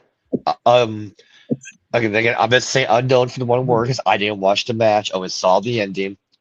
I was surprised Rhea won. I genuinely thought Jade was going to win because of the health issues that are now public about Rhea Ripley. Rhea does not look good. And I'm saying that with love and respect. She does not look good in terms of her health. You would think Jade would win so Rhea can get off TV, go home, rest, recover. So that surprised me because if you're going to put on the belt on a sick person, how are they doing and feeling? So I'm concerned for that reason. Like, why did they put the belt on someone that's not 100%? So, Paladin's go to you for this. Your thoughts on... Sorry, let's get the one word and your thoughts on the match. Yeah, I'm always good with my one words here. I suppose I'll question mark this one. Why? Again, Rhea Ripley is battling an eating disorder, and eating disorders are no joke, because I decided to look up the different types of eating disorders, and I was like, okay, which one could she possibly have? And I was like, maybe she has this type of eating disorder. And I was saying to myself, this is not a good choice, and especially with all the stress that she has with, sticking with social media, the fact that she can't really handle things at the moment. I'm saying to myself, no, wrong choice here. You're giving it to a sick person, especially with an eating disorder. I mean, what you could have done, she could take the out, right? And then get the time needed to overcome the eating disorder, because Alexa Bliss went through the same thing. She could get all the advice from her on how she overcame hers. I mean, that's what I would do. I would never put a belt on a sick person. That includes, even if you, especially eating disorders. I'm like, no. You're taking the time to, get everything under control. All right, Jerry, let's go to you. One word for Rhea and Jade and thoughts of the match. Relevance. I think the only reason why they let Rhea win is to keep her relevant. That's really my only thinking. Fair. Thoughts on the match? Really, Cargill should have won, let Rhea heal up, and go for a SummerSlam and make it maybe like a Hell in a Cell type match. Give him some time to really build it up. Yeah. But, letting Rhea win, that didn't surprise me. That way she's still relevant. She's got a title belt on her shoulder. Yeah. All right, we'll go to the next one here. Punk and Roman. I'll go first. Great. My opinion, this was a good match. Minus that referee spot I talked about. Best match of both nights, in my opinion. I really enjoyed this. So, Val, let's go to you. Right. I would say the correct decision was made. Yeah. Roman is the champion. He's healthier. He's in the best shape that he's ever been. He's looking after himself, and he doesn't look worn out. Like, unfortunately, Punk is worn out. He's pushing up in age, and we don't stay youthful forever. There's nothing wrong with slowing down. I think that for CM Punk, he does have a future. But I'd love him on commentary. He was good on commentary. Yeah. I agree. There's things I can't take away from Punk, and that he's a good talker. Yeah, absolutely. I can admit he can talk on a mic. I could even say that he'd be a good heel commentator. I think he'd finally, be able to bring something to the table after all this time. Because for God's sake, if I hear freaking Wade Barrett one more time, I'm gonna go berserk. I would rather listen to Punk on commentary. So, like, when Punk does retire, I'd say to myself, do commentary. Do commentary. Fair enough. Okay, that's your opinion. All right, Tommy, we'll go to you. We're talking about Punk and Roman, so one word and your thoughts on the match. Fuck. Okay, one word. I guess it's 2 words. Now what? Because putting Roman Reigns in the main event picture again, who's he losing to? He's just going to smash through the entire Raw roster, and it's just going to be another Roman Reigns titleship or championship run. Like, Roman's going to smash everybody. That's his promo. I'm going to smash you. He's going to smash everybody, bro. And it's like, I don't really know how much entertaining that's going to be. Like, it's entertaining for 5 minutes, but what are you going to do when we're all sick of Roman? Because you could make us lose interest in, he's super over. But I'm saying there's still a way they could fuck this up. Because what do you do now? Who's going to take him out? Do you put Brock or now do you throw Oba to go over Roman? And then if you do that, but it's like a timing thing. How long is Roman going to hold this? Too long where we don't take him seriously, or not long enough where we don't take him seriously? So it's like there's a sweet spot where Roman could put over young talent, and that's his next step, is to put over somebody, because he's been talking about, I keep coming back because you guys can't do your job, and I keep coming back because you guys don't know what to do without me. And it's like, well, now you have the opportunity to make a career. I don't know who he wants to lose to. Roman Reigns was on ESPN. He talked about young talent like Carmelo Hayes, Obafemi. So he's definitely looking at the locker room, thinking about who can I pass this torch to. And I think that's WWE's next big challenge now. Oh, if that's a topic, we'll have get raised. I'm gonna tear just somewhere on that one. Okay, Jerry, your last thoughts. One word on the match and your opinion of Punk and Roman. Acknowledgement. The return of the king. Yep. I loved it. I mean, and it does set up some possibilities. Because I figure this is going to be another subject later on in this show, is what Cody said to CM Punk on Raw after WrestleMania. I'm assuming we're going to cover that here in a little bit. I'm down to somewhat, yes. I haven't talked because I got to wait till we get to the Brock stuff. Okay, so I won't say too much more about that then. But I'm figuring with Reigns, I think at SummerSlam, I think he will have a defend against Oba. Yeah. And that will prove interesting.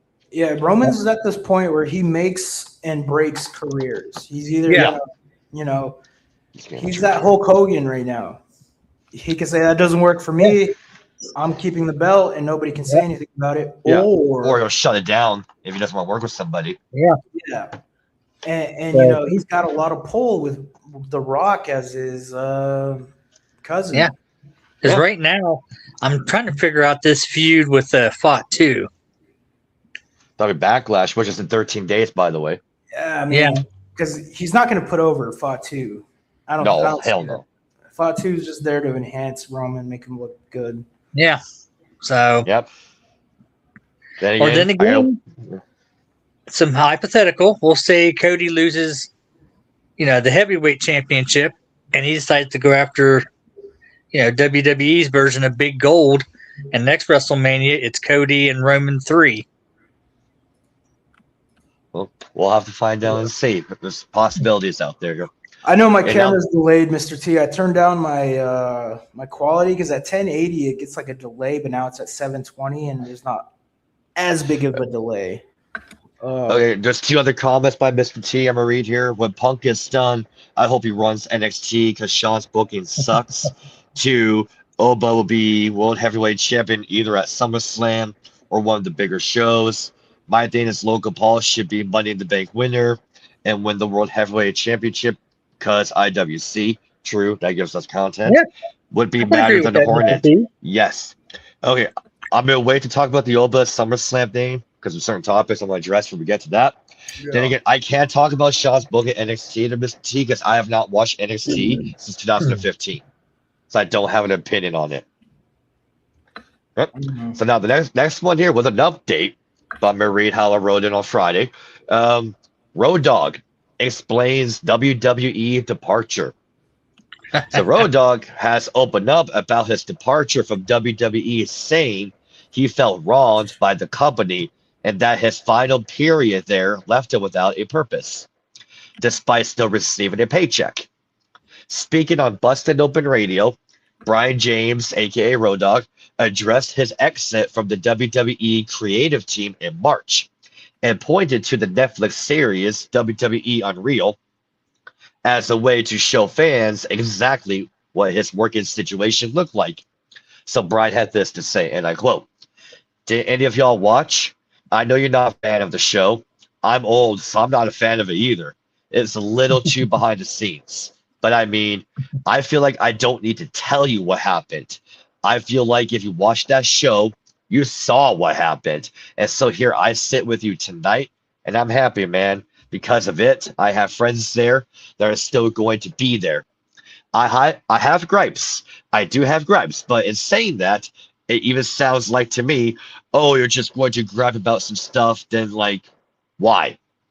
What? Some of the people there are still my friends. I feel like I was done a little wrong. And I feel like I was receiving a paycheck and I did not have a purpose. I was making $1, but I wasn't making any decisions. I think I can make a difference somewhere where maybe I don't make as many dollars and in this phase of my life, that's what I'm thinking about." End quote. So for y'all to refresh your memory, the WWE Unreal moment that Road Dogg is talking about is that scene where him and Triple H are in that creative room with all the other writers around that table, where he wanted to put the WWE Women's title back on Chelsea Green, while Triple H disagreed based on his vision for the women's division.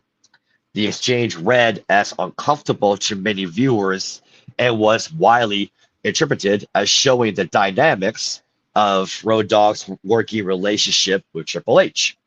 As I said before, y'all go back and watch that scene. Road Dogg is talking, and he stops talking. And how that came off is like, why should I even finish my sentence? It's going to go in one ear, out the other. So why should I even bother? And you can tell that he's probably done it before where you'll try to chip in something and you get shot down. So what's the point? However, I'm going to add on to this. Vince Russo saw Road Dogg on Thursday afternoon for WrestleCon. And Road Dogg told Russo that he got tired playing Big Brother, which he did not say in this quote. So, what really happened of why Road Dogg wanted to leave. I can see some of the purpose because I think he has grandchildren. I believe he does. I see. Okay, he's He getting older. does, He yeah. probably what he does. Okay, so I can see that's one of the reasons he wanted to now be closer to his grandkids and be a grandpa since he'll be home a little more often. Makes And sense. at the same time, I can see him frustrated with Triple H and the lack of of input. So Jerry, I want to start with you on this. So your thoughts on Road Dogg's original comments and what he told Russo. I like Road part two. Dogg, but I think there's a little bit of whining. But I mean, that's to be expected because both him and Triple H, former wrestlers, they know the ins and outs. Yeah. And really, Triple H has always been above him anyway when they both wrestled. I mean, I'm pretty sure Road Dogg knew he was never going to be heavyweight champ, maybe Intercontinental champ if he's lucky. He was WrestleMania 15. He was IC champion. And definitely a tag team specialist because, I mean, that runs in the Armstrong family. Oh, yeah. New Age Outlaws, and when he was with R-Truth for a brief period, or K-Quick, as he was known. Yeah. And then him and his other brother, in USWA. And, of course, his oldest brother, Brad, him and Tim Horner were White Lightning back in the 80s. So that's all they were known for, is tag team. And I'm sure that gets frustrating. Well, there's something wrong with that. I mean, True. You look at the Road Warriors, they were just known for being a tag team, but we didn't mind. But I'm sure in Armstrong's case, I'm sure he wanted to be a bigger singles wrestler. Well, but like at the end of the day, you have to take into account so much if you wanted to be a main eventer. Yep. And Road Dogg had a lot of competition. There was too much competition in the Attitude Era. You had Rock, Austin, Triple H, Undertaker, Kane, Big Show. That's hard to beat. Yeah. Yeah, Mick Foley. That is so hard to beat. Yeah, I mean, hell, we had D'Lo Brown, Ron Simmons, Angle, JBL, Jericho, Benoit. Yeah. So, Eddie Guerrero, Ken Shamrock. So for Road Dogg, it was impossible. Yeah. Yeah. You had to stick with the New Age Outlaws. I mean, you didn't have a choice. You want the paycheck? You had to go tag teaming. And that's when he was most over. Now, what he could have done, and become an announcer like JR or even a ring announcer because he's good at that. Yeah, he's a great talker. If you want to go that route, absolutely, for sure here. Let's keep it going here. So, Paladin, your thought. Oh, before I do, I got to read Mr. T's comments. Brad Armstrong was a great hand. Yes, he was good in the ring, but what kind of worked against Brad? He was kind of bland with the personality. He didn't have a character, and that's what worked against Brad. Yeah, great in ring, but bland. Well, I mean, even his dad, Bullet Bob, was bland. Scott Armstrong was bland. I mean, really, the Road Dogg is the only one that sticks out of all the Armstrongs. Oh, and no, actually, I like this comment by Mr. T here, and I think, in my opinion, a lot of the modern wrestlers don't understand this. So, Mr. T, I think this is comment of the stream so far. In my opinion, nothing wrong with being the mid-card guy. You're still getting paid, which is the key. Ding, ding, ding, because at the end of the day, it's about making money, not about 5-star ratings. So, Mr. T, that's comment of the stream right there. Thank you for saying that. And there are some wrestlers who realize they're never going to be world champ, but they get to be a mid-card title holder. So, you get a future. You're still getting paid. Even Honky Tonk Man admitted he knew he'd never win the big belt, but being Intercontinental champ for over a year, that was the highlight of his career. Yeah, because he was main eventing house show thinking that's another topic. But again, nothing wrong being a big card guy here. Paladin, your thoughts on Road Dogg's comments and what he told Russo at WrestleCon? I think with the comments that he did make, he was just sugarcoating it. In his words, he was saying, you need to follow the breadcrumbs to find out what really happened. Because I can't tell you. I just have to make up a bullshit statement. That's what I got from it. And the fact that at WrestleCon, when he met Russo and just gave him the 4-1-1, I was like, damn. it must have been a nightmare in there. And this was with someone he was, down the road with. They've been traveling the road together. Yeah. They've been doing everything together, and then, he's thrown out into the cold just like that. Yeah, so something doesn't meet the eye for sure. Oh yeah. What else is not known? All right, Tommy, your thoughts on Road Dogg's comments and what he told Vince? Yeah, I think, I do want to apologize about my camera. I know I need to get a new camera because it's like 4K quality, but it's delayed for some reason. I don't know if I got the wrong USB port. But anyway, besides that, I just turned it down to 480p, so hopefully the delay is not horrible. But what I will say is Road Dogg got thrown under the bus. We all said Triple H would do this to anybody. Triple H, and we did say he would throw Road Dogg under the bus, and here we are. It's reality. I didn't grow up with Road Dogg, but I always knew him as like a member of DX, and Billy Gunn, Mr. Ass, like those were their glory days, and we talked about all the talent they had back then, and there's definitely some value that he brings, and I think he just butt heads with Hunter too much, and he'll never probably admit. He told Russo, "I got tired of being the big brother." Like, I don't really know what that means. Outside the ring. Yeah, like backstage. Like what I get out of that, he got tired of, being the one that's trying to be reasonable. Yeah. Because like I said, his voice wasn't heard. You're basically just talking out your own ass. Yeah. See, so that's what that means. Bobby Roode being the next Michael Hayes, so maybe that's why he said, "I'm tired of being Big Brother." Maybe he was that could be too. That could be a possibility. Yep. Because I know when they did the invasion, when they went to that WCW arena, and I remember Armstrong told everybody, he goes, "Don't worry, if we get arrested, I know what to do." Yeah. And I figured maybe that's what he meant by Big Brother. He had a criminal past, so. Damn. True. All right. So now on to the next one. Now this one surprises me that this man made these comments, and it's true.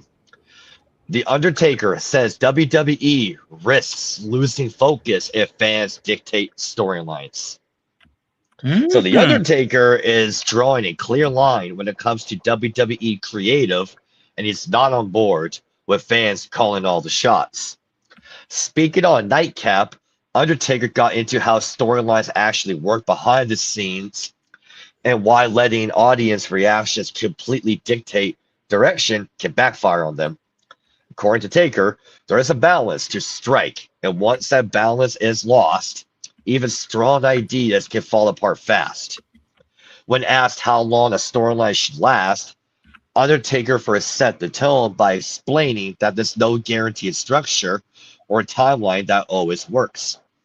He then expanded on how creative ideas often start strong on paper, especially when building toward major matches like WrestleMania. But that doesn't mean they'll connect once they are presented to the audience. So Taker had this to say. It's up to them.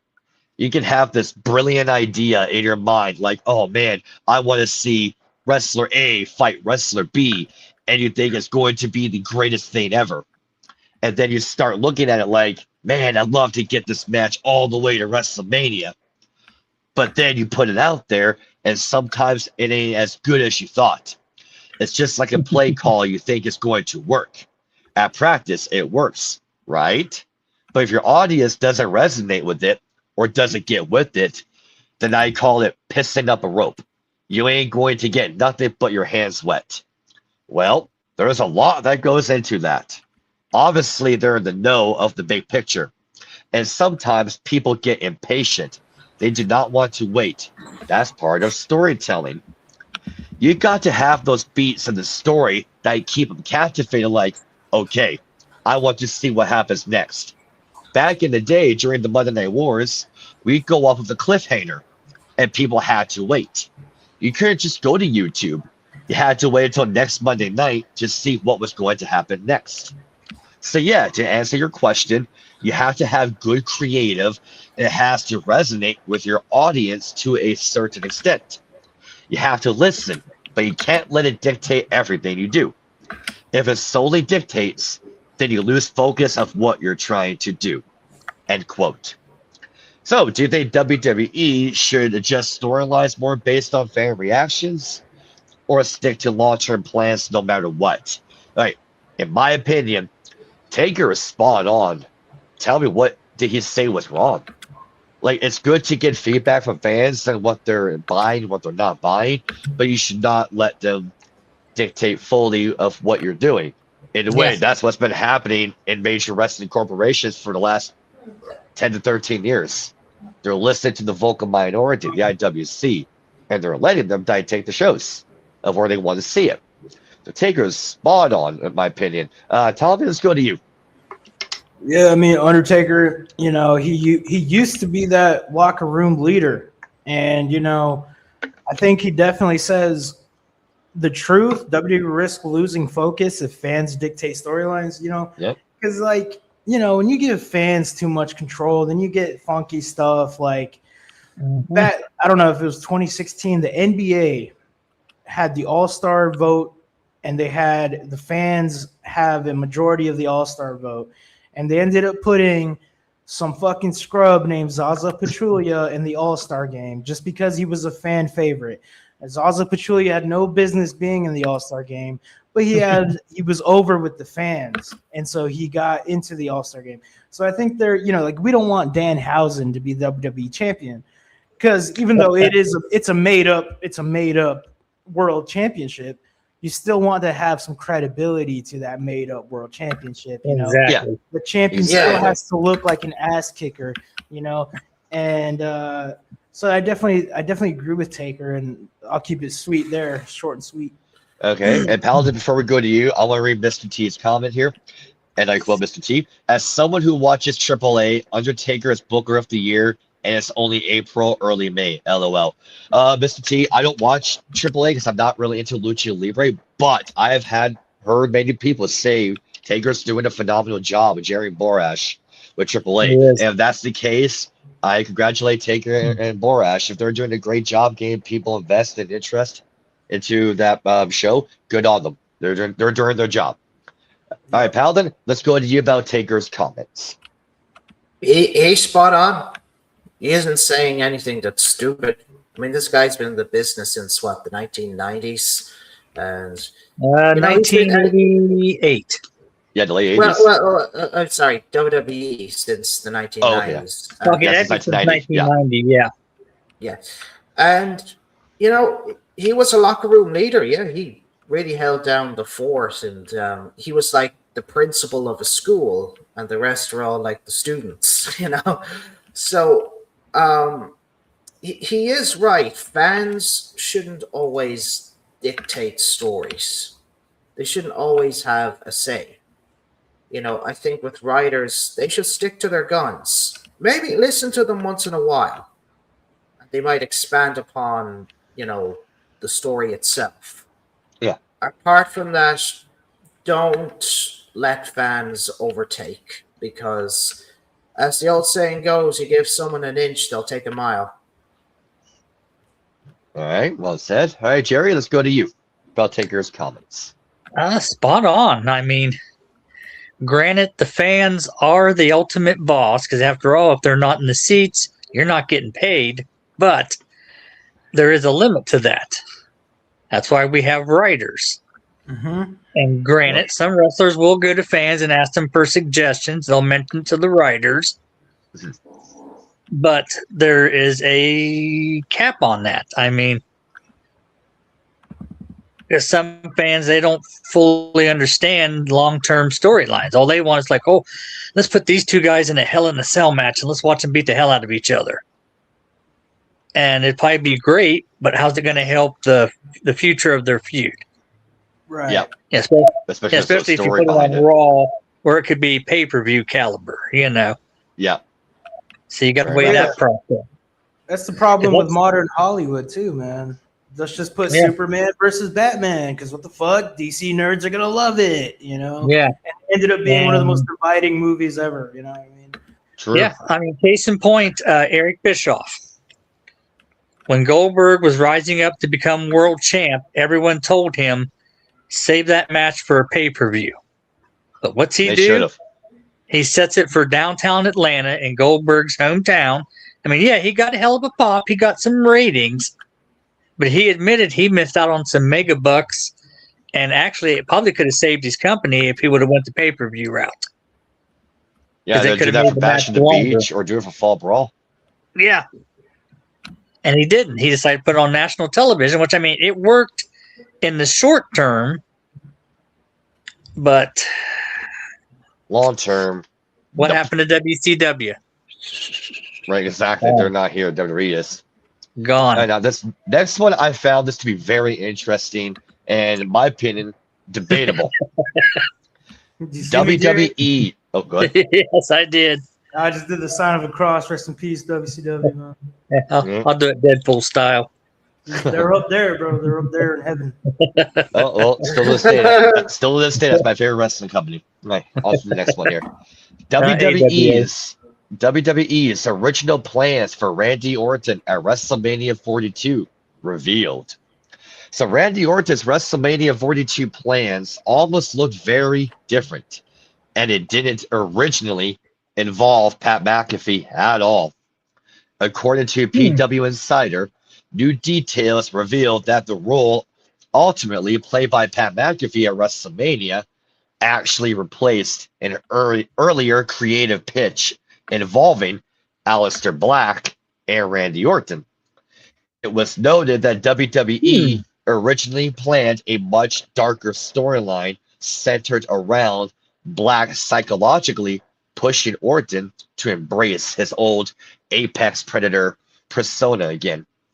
The idea was built around Black targeting Randy in the weeks leading up to WrestleMania, trying to prove that Randy has not fully changed. So let me go back here. So now the question is, do you think WWE should have stuck with the original Aleister Black storyline, or did the Pat McAfee version work better for WrestleMania? Okay, I'm going to go first on this one. So you might be wondering, Aleister Black, that doesn't make sense. Okay, so before Pat McAfee got involved, if you go back and watch Randy on SmackDown, there were two backstage shots. You see Aleister Black in the background watching Randy. So they were already starting the planting of Aleister getting involved. So I get, okay, Pat McAfee, I'll say it. I said this once, I'll say it again. I think the promos he was cutting was good, but I think the reveal was a flop. Like Paladin said, Randy was on the phone, was saying wrestling royal families got more than one, it's not just Rose. People were thinking, is it Randy's dad? Is it Vince McMahon? Is it Shane McMahon? Is it The Rock? So people were expecting someone major that Randy was talking to on the phone. And then see Pat McAfee, right away people are thinking, wait a minute, Randy's a veteran. Why is he taking advice from an ex-football player who's not a wrestler? Yeah. So that's where it flopped. The man But got beat up by at the same Gunther. time, that too. Oh, well, yeah, that too. And Pat McAfee, another reason why I got involved, because Triple H was not doing his job selling tickets, and ESPN had to get involved.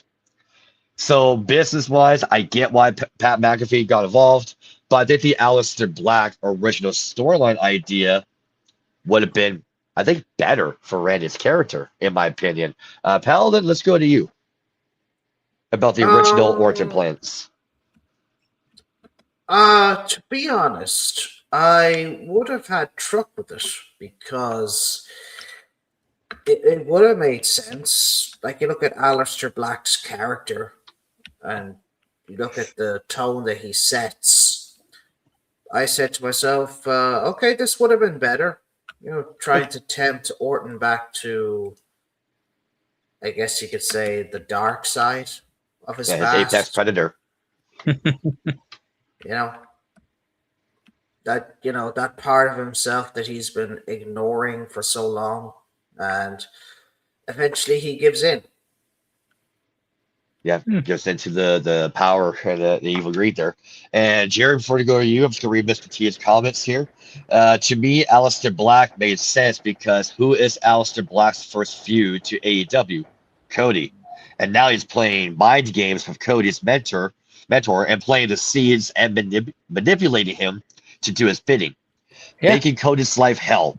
Also, past promos were okay, but the go home SmackDown Pat buried the whole night 1 and 2 cards. Yeah, he did. He sure did. All right, Jerry, your thoughts on Randy Orton's original WrestleMania plans with Aleister Black and not Pat McAfee? No, they should have done that. I mean, because Aleister Black, he reminds me of Kevin Sullivan back in the 80s. Sullivan had his own little wrestling crew of misfits because he had Buzz Sawyer, he had Matt Bourne.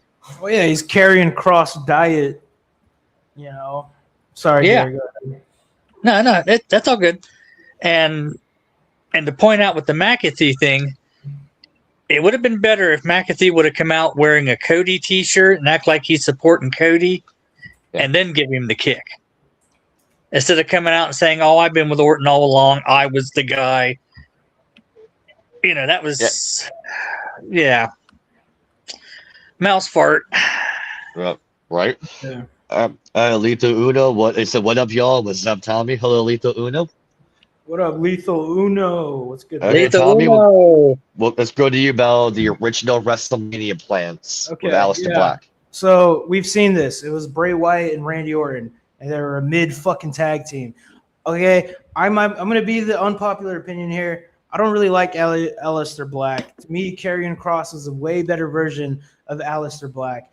Yeah, I agree. You know, it's like, and it's like even with like his whole just presentation, like no homo, but Karrion Kross is way better looking than Aleister Black. Okay. Zelina Vega is hot, but she's not as hot as Scarlett. It was just like they downgraded to like a diet version of Karrion Kross and what he was doing.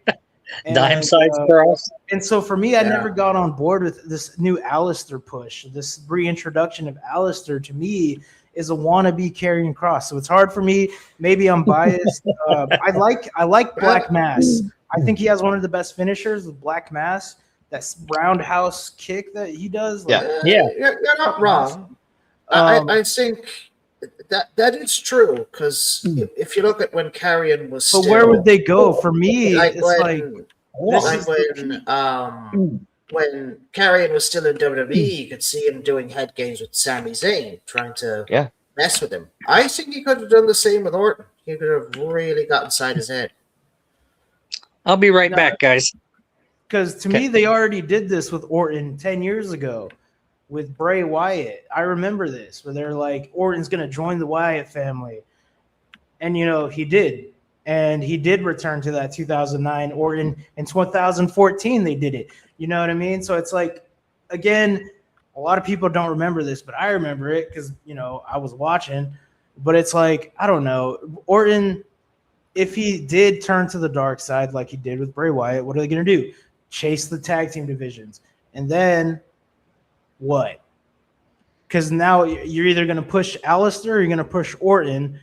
So they're either going to have to end up fighting each other. And it's like, I don't know, does Aleister have he's not Bray Wyatt, you know, he'd be lucky to be Karrion Kross.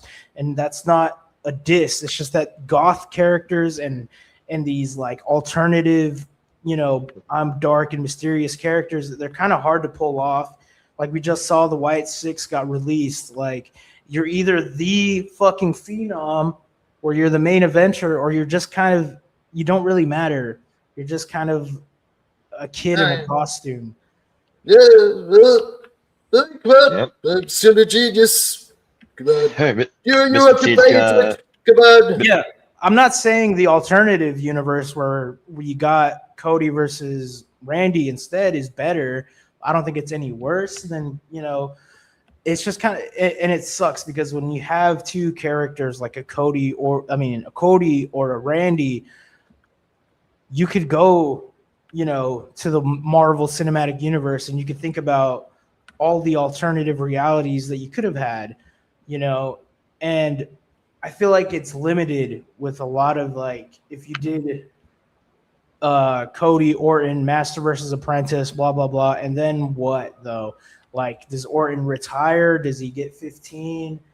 There's so many alternatives. Like, Orton could have had his last run here. So I don't really hate that it was Orton versus Cody, because like I said, I would have pushed Orton champion. That's how I'd book it. Let's go to the chat room here. What is the chat saying, man? I got two here, Mr. T. First one, to me, Cody and Randy didn't need Pat at all, but that's Ari Emanuel getting involved. Also, never liked Cross. Always thought he was the shit. Black to me is way more athletic and had a better aura of being. Yeah, that's your opinion, man. Yeah, that's Me as a fan, I like Cross. I think Cross has got more star aura to him. Cross I think is scarier. Cross actually like knows how to fight in real life. Like, he's scarier, I think. Yeah, like I've seen him crush a baseball bat between his legs. Yeah, with Black, what works against Black, in my opinion, is his lack of size.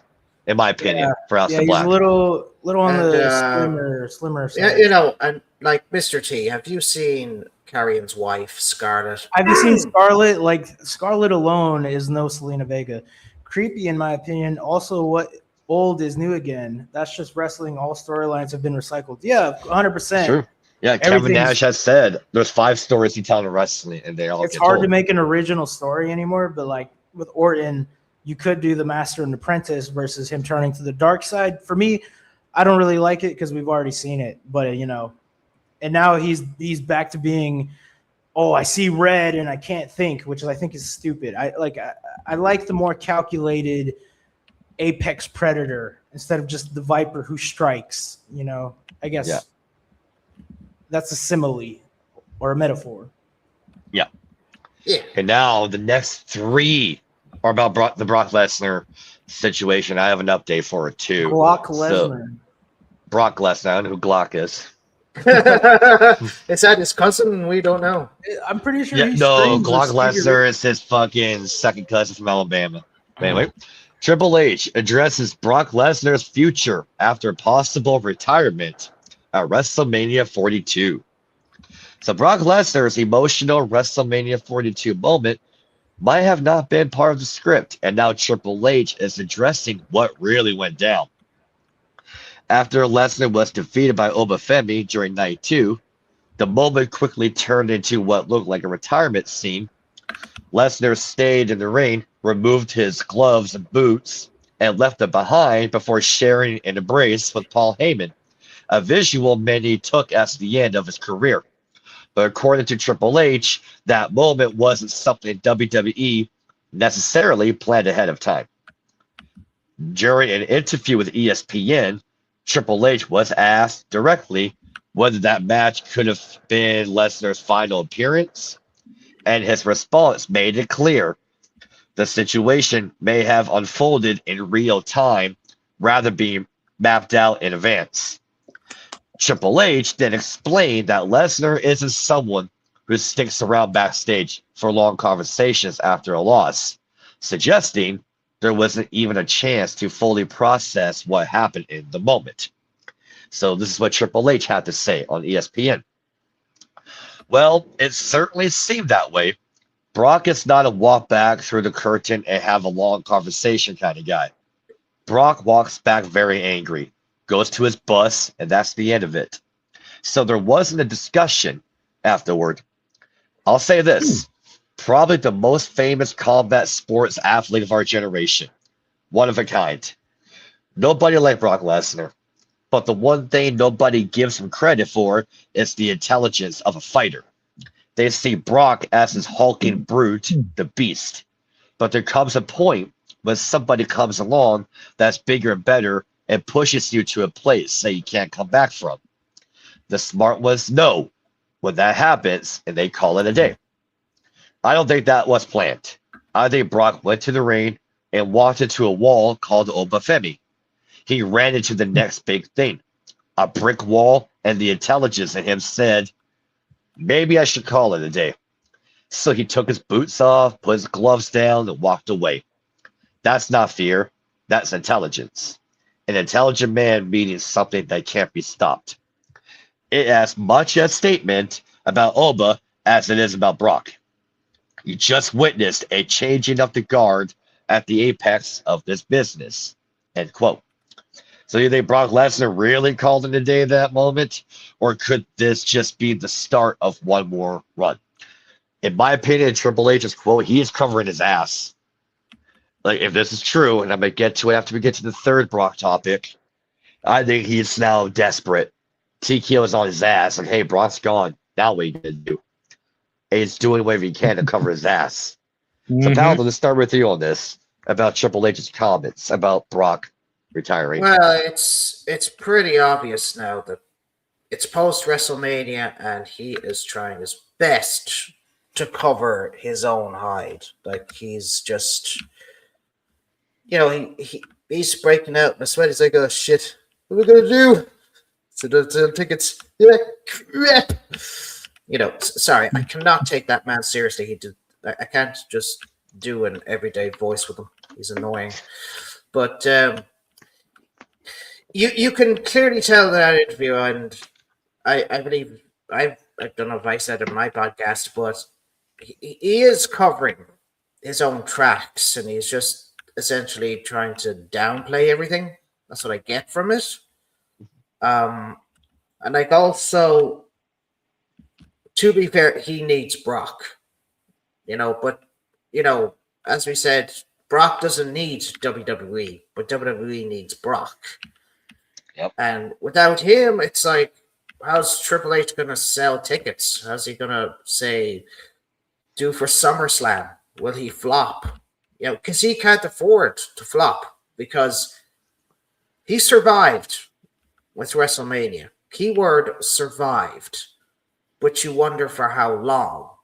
There's a lot of questions coming out of this. So for Triple H, he's going to have to think of something, and fast, because it's only a matter of time until TKO decides to, drop the guillotine, and, that's game over for you, pretty much. Yep, that's very true. All right, Jerry, let's go to you about Triple H's comments. Like Paladin said, he's trying to cover his own ass because he's put himself in a corner. I mean, he's supposed to be the game. I think it's time to change his name to the Lame. Yep, the Lame Triple H. Ooh, got And him. that fits him Here perfect. pretty soon, he'll be out of the game. Oh, that'd be great for us. That'd be fantastic. And I mean, it's sad on some levels. I mean, of course, like I said, this could be a little bit of a swerve too. Brock could say he's retired, and since he's known for disappearing for months at a time and then suddenly show up, he can still pull something off. Nope. And then Hold maybe that he would. thought. Just hold that thought, because I have a response to that. Actually, I got some information about that. All right, so Okay. tell me your thoughts of Triple H's comments.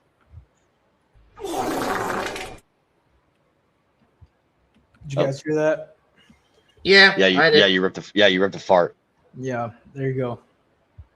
Fair enough. Yeah, that's not you don't need to say more. You don't need to say more. Let's That's go all to I the next gotta up. say, bro. Yeah, that's perfect. We'll go to the next one. So, Paul Heyman denies Brock Lesnar retirement after WrestleMania 42 send-off. Sorry, Jerry. Yep. So Paul Heyman is pushing back hard against the growing belief that Brock has retired at WrestleMania, even after the emotional scene that left many fans convinced that Brock is gone. Speaking to TMZ after WrestleMania weekend, Heyman reacted strongly when the subject of Lesnar's future came up. When asked what he sees next for Lesnar, Heyman immediately dismissed retirement speculation and doubled down on the idea that Brock still has plenty left in the tank. So Paul had this to say: "What's my vision? Yeah, another 15 years of dominance by Brock Lesnar. Why? Why are you pushing this whole retirement thing? So you actually believe what you read, what is posted online, and you take it seriously? This is part of the great political divide in this country, isn't it? That people actually take seriously irrelevant opinions. There's only one relevant opinion, and it's mine. And mine is that Brock Lesnar dominates the next 15 years, end quote.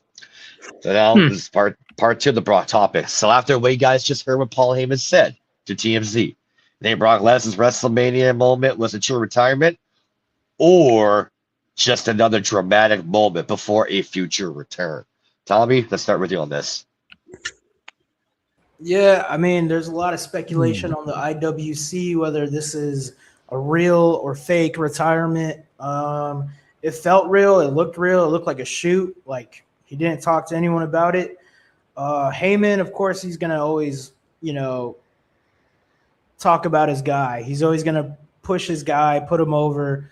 I don't know if he really believes the next 15 years of Lesnar because I don't.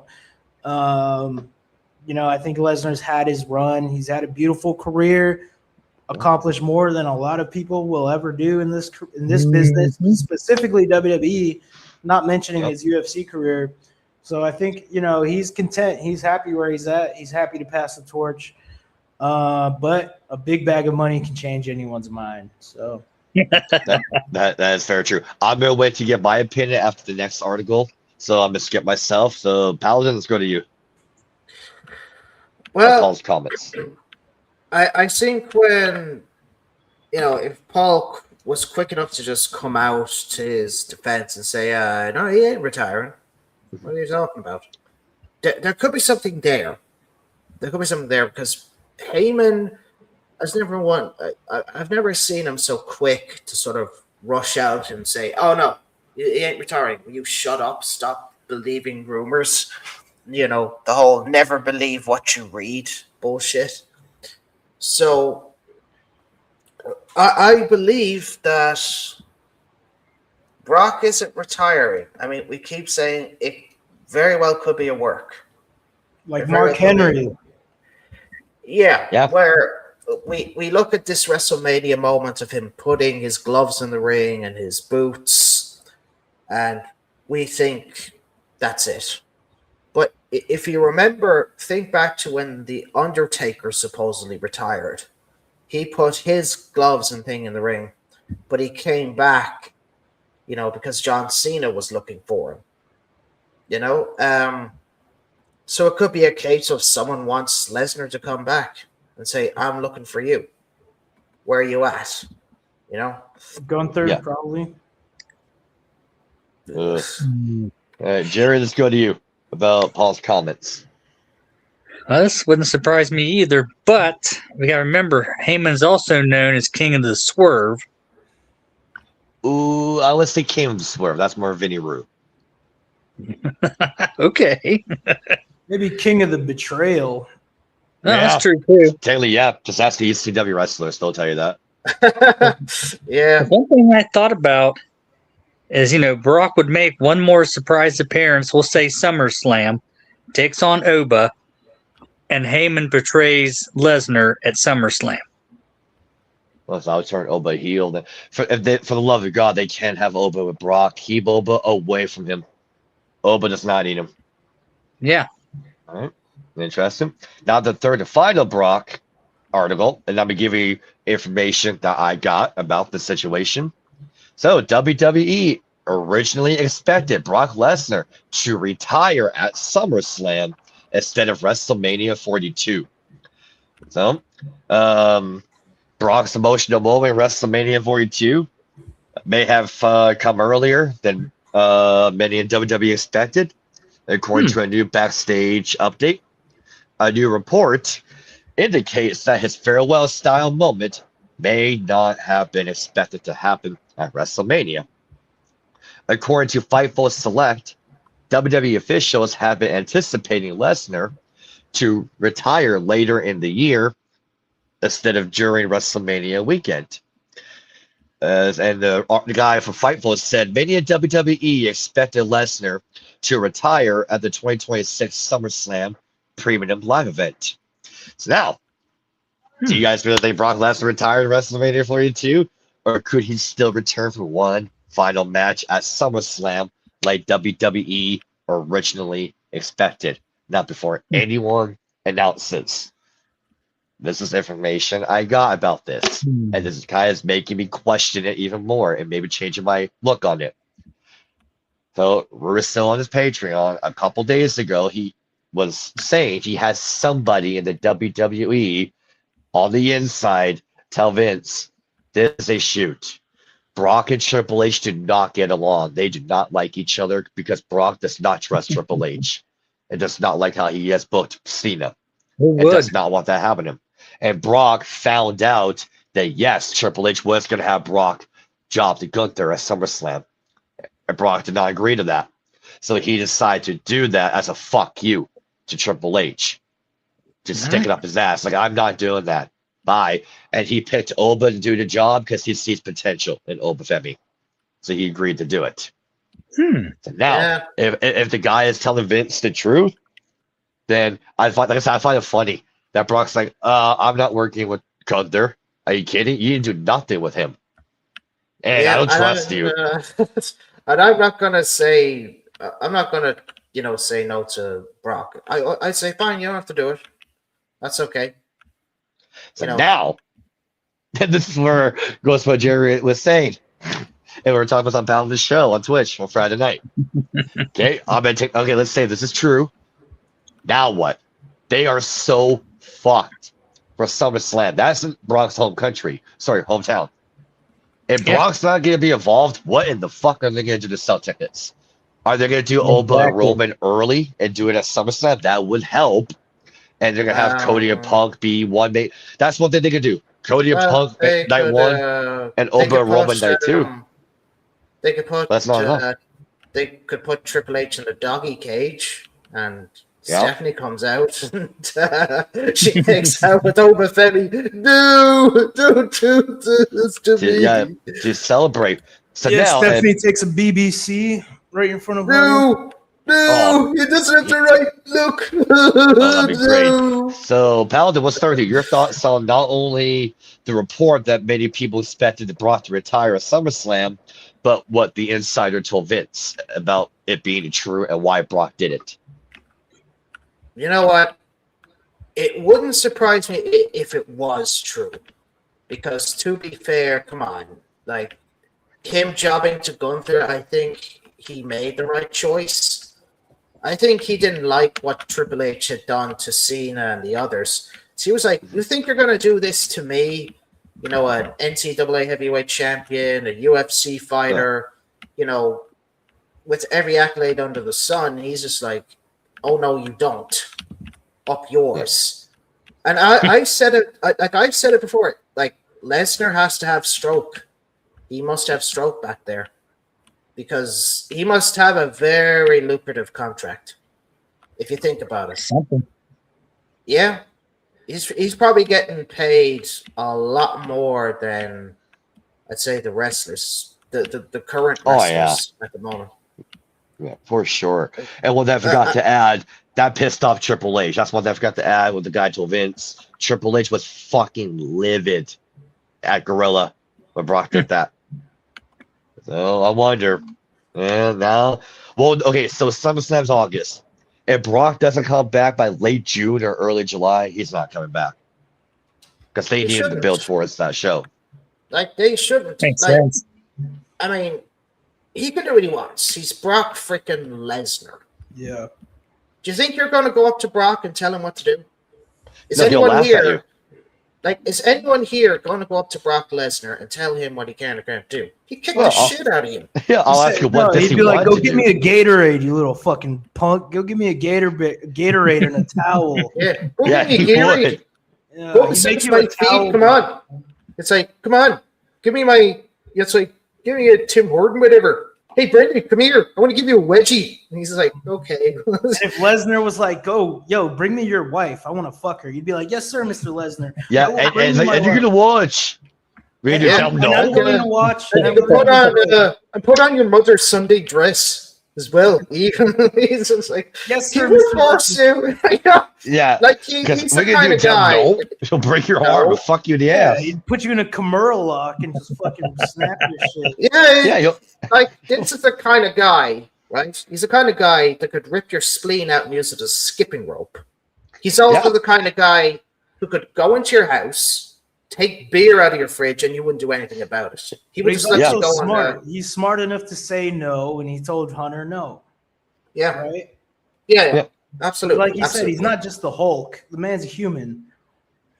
And He anyone can is. see Triple H is back. And on top of that, you've got to remember he's protecting his brand, Mm-hmm. Yeah. Brock Lesnar's brand. He wants to protect it and keep it as the image that we've known it for years. Because I've seen him since day one in Same here. WWE, and he's kept that brand strong. You know, he's never been diluted. He's never been weakened. And even when he came back in 2012, he never shrunk. He never was diluted. He was always able to build himself back up and remained the beast incarnate, remained, you know, as Pat McAfee said, the alpha male of our species. So, you know, Jerry, he what was are you gonna. doing, Jerry? Hmm? Jerry, you're like dropping your phone. Yeah, it keeps sliding out of my hand. Oh, okay. Yeah, I didn't know if Vaseline. you were doing that on purpose. No. Oh, okay. Tommy, let's go to you about not only the report about Brock retiring at SummerSlam, but what the insider told Vince about so, the real reason. So it doesn't surprise me at all that it was a shoot. It doesn't surprise me Lesnar doesn't trust Triple H. So that being said, I would have to say that if we believe this is true, which is I do because I trust Brendan's sources and I trust Russo's sources, and there's no reason to make up, we didn't agree on retirement. Like, you don't just make that up, because in reality, that's what happened. Because Triple H, he wants to save his ass, like we were saying. He wants to milk Lesnar to put over his young talent that he believes in. And that sounds good, but in execution, on paper, yeah, Lesnar's going to put over a young guy. But in execution, I think this was a more organic way to do it. And it's Triple H's fault for not having a backup plan or not having other talent that you could use besides Lesnar. Let Lesnar go off into the sunset. Now, focus on the other shit you have on your plate. But it seems like Triple H is so you take a main character away from him and he doesn't know what to do. And it's like, if you're Stan Lee, you can't rely on your Spider-Man comic to hit every time, because people are going to get sick of Spider-Man. So you push Ant-Man, someone a little different, still a bug superhero, so I feel like, just because you lose Brock Lesnar, you lose your Doomsday, and now you've lost John Cena, you've lost your Superman. Okay, who's left on the roster? You got Aquaman with Seth Rollins, I guess. I don't know. I guess that'd be Roman Reigns. He's more Aquaman. Yeah. So, I mean, it's like it's Triple H's fault, because he should have other main characters at this point. At this point, Breaker should have been a main character. I feel like they've been milking the Vision shit, and Bronson and Breaker are nowhere to be found now because they were too busy doing mid-card shit or irrelevant shit on Monday Night Raw, gets injured, and now we don't have them for the pay-per-view. That's Triple H's fault, because you had to book him in a match that night. You could have done a promo. You could have done all kinds of things. And, I don't blame Brock Lesnar. Good for Lesnar. He deserves to have his moment, and I think he had it. He made it organic. He didn't ask for permission. It's better to ask for forgiveness than it is to ask for permission. So good on Lesnar doing his thing. Jerry, what do you think? Well, if it's legit, and he's giving the big F you to Triple H, that's funny. It's like, fuck you, bitch. One thing I'm thinking is funny. Let's say, hypothetically, Oba takes on Reigns in one of the main events. Now, how about this for a main event? Braun Breaker wants a shot at Brock Lesnar. That's a good dream match, but, is that enticing enough for Lesnar to come back and say, Well, how you could set up the storyline, Braun can sit there and say to Heyman, "Hey, is it the Vision or is it Lesnar? You got to pick one or the other." You got to pick a side. Yeah, and put Heyman on the spot. And of course, that would bring Brock out. Yeah. And then the two of them would sit there and go nose to nose, shove each other. And it would be your classic young lion versus old lion. And make it a hell of a match and let, Braun win in the end. And then Brock could do to him like he did to Cody when they had their rubber match. When he walked up to him, he shook his hand and he gave him a little bit of a headbutt saying, "Hey, I still don't like you, but I respect you." Well, I mean, he already put over Cody Rhodes, like Mr. T was saying. Yeah. Brock called it quits when he got beat by Cody at SummerSlam a couple years ago. Yeah. And that's true, because that whole Janelle Grant situation was happening. He had things off the court, you could say, or out of the ring, I guess. Yeah. Going on. And those are all allegations that we're not going to get into tonight. But, and I mean, if you think about it, I think it would be a hell of a match, Braun and Brock. Yeah, for sure. The right build. Absolutely. But we were talking about protecting Lesnar's brand. And like we said, he lost to Cody. Now he lost to Oba. Is he going to lose again? Like, I don't know if Lesnar wants to take another. Then again, he could actually win. And then Braun could be a sore loser and spear his ass after the match, Yes, then walk off. Thinking he's victorious because he got the last word in. And then Brock could sit there and start laughing, like that crazy ass laugh that he does. And then he could actually honestly reach down, untie his boots, put him in the ring, then start bawling and waving at the crowd, and then go out and high five people. Maybe if he lets his wife out, she'll be right there around with security. And I don't know how many kids they have, but they had 3 daughters, like 2 daughters and a son, I believe. Have them there, and that's how you'd end the show. And that way, Brock could still have his flowers, and Braun, he's on his way to becoming the next big thing. And he can sit there and say, yeah, I lost the match, but look what I did to him afterwards. I still kicked his ass. He got lucky. Absolutely.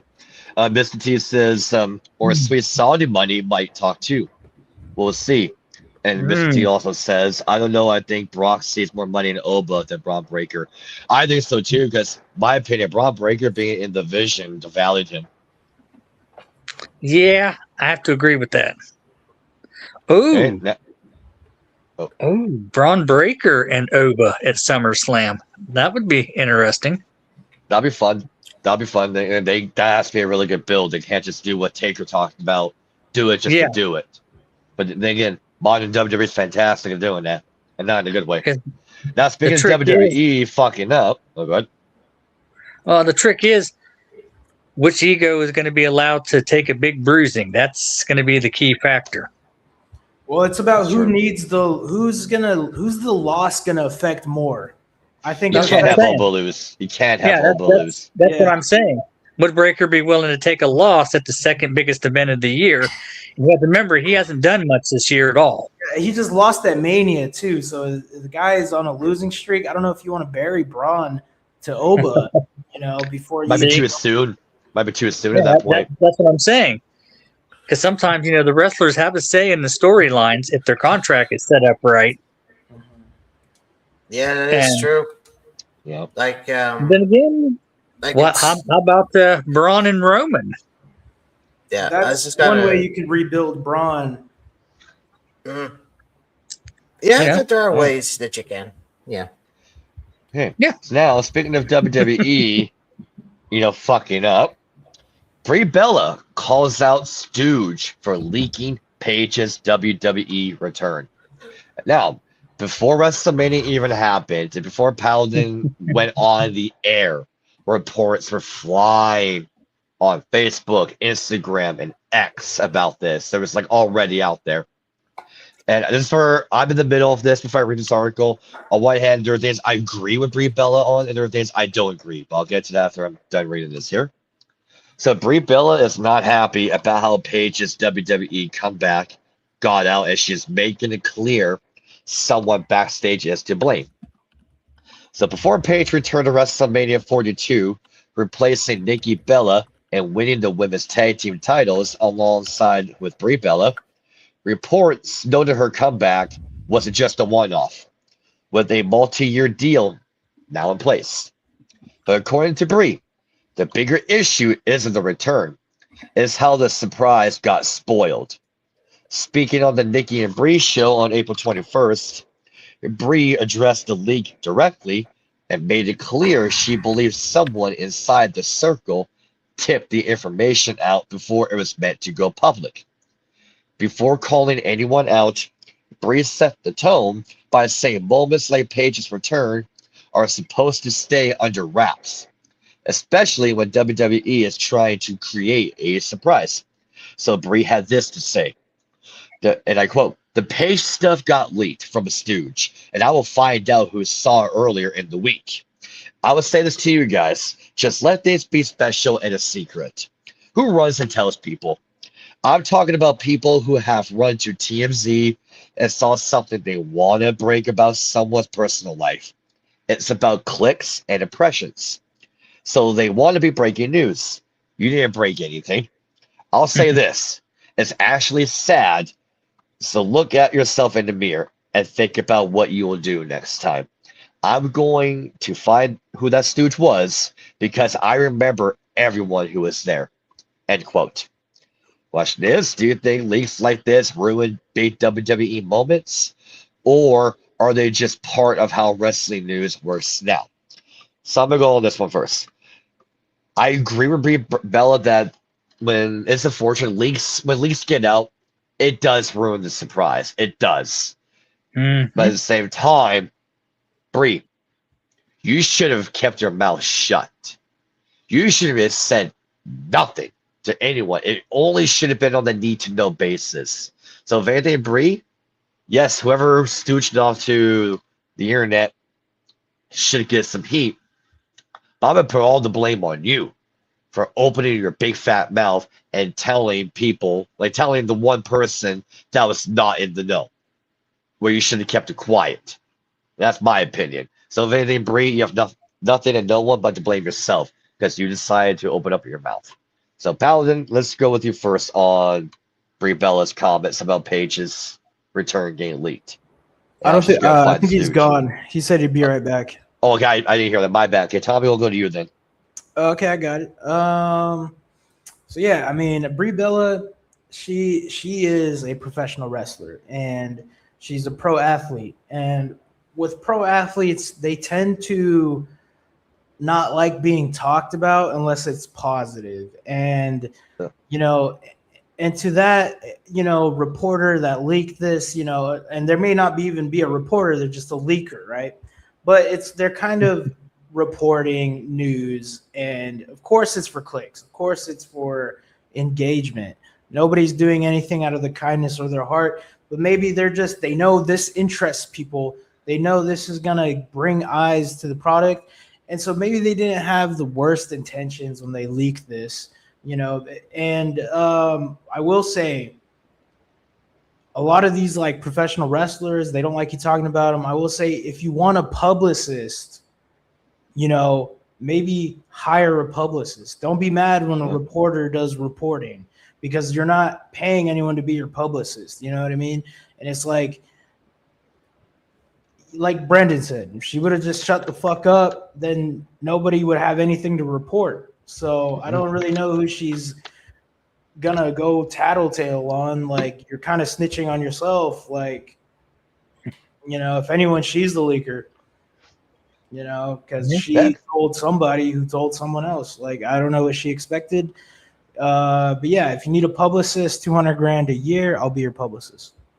All right. Look them up, y'all. All right, Jerry, let's go to you. Well, Tommy's pretty much said what I was going to say. I mean,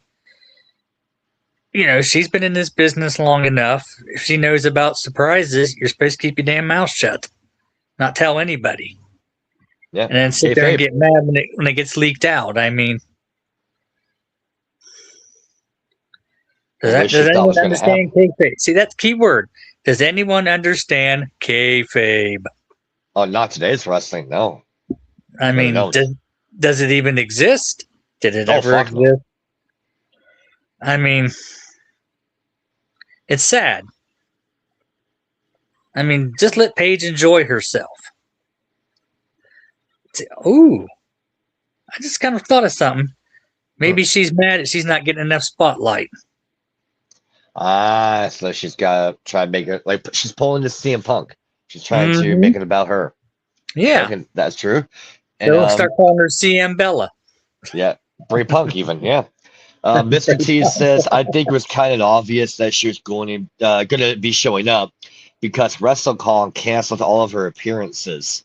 They don't do that unless something tragic happens. Yeah, That's see, also a good point. I wasn't aware of that, so I guess that they did I cancel. was aware of that. That's a great point, Mr. T. Yeah, Yeah. I wasn't aware of that, so that's fair enough. However, I did see on Saturday afternoon before WrestleMania Night 1 started a picture on X of her at the airport. So you knew as soon as she was seen at the airport. Yeah, you knew. Okay, so I guess Paladin's not here, so I'll go to the next one. Okay. So now I sent you the 17-second clip here. Oh yeah, like I Tommy. got it downloaded somewhere. Okay, so Braun Breaker suffers legit head injury after chair shot goes wrong on WWE Raw. Yeah. So don't play it yet, Tom. I'm gonna read the article, then now want the viewers to watch here. So Braun Breaker had a frightening moment on WWE Raw this week after a chair shot from Seth Rollins went wrong and left him with a legitimate head injury that quickly turned into a bloody situation. The incident happened during a heated segment between Breaker and Seth Rollins following their issues that began at WrestleMania 42. Moments later, Rollins' music hit. He rushed to the ring looking for revenge. A brawl started, but quickly followed, took a dangerous turn when a chair shot meant for Breaker didn't land the way it was supposed to. Instead of striking across Breaker's back, the top edge of the chair connected directly with the back of his head, immediately splitting him open. Fan recorded footage circulating online captured the moment as blood began pouring from the cut. Breaker rolled out of the ring and collapsed against the barricade while the injury was being evaluated. WWE medical staff rushed to him right away, using towels to dry and control the bleeding as the situation unfolded at ringside. Despite how serious the moment looked, Breaker did not stay down.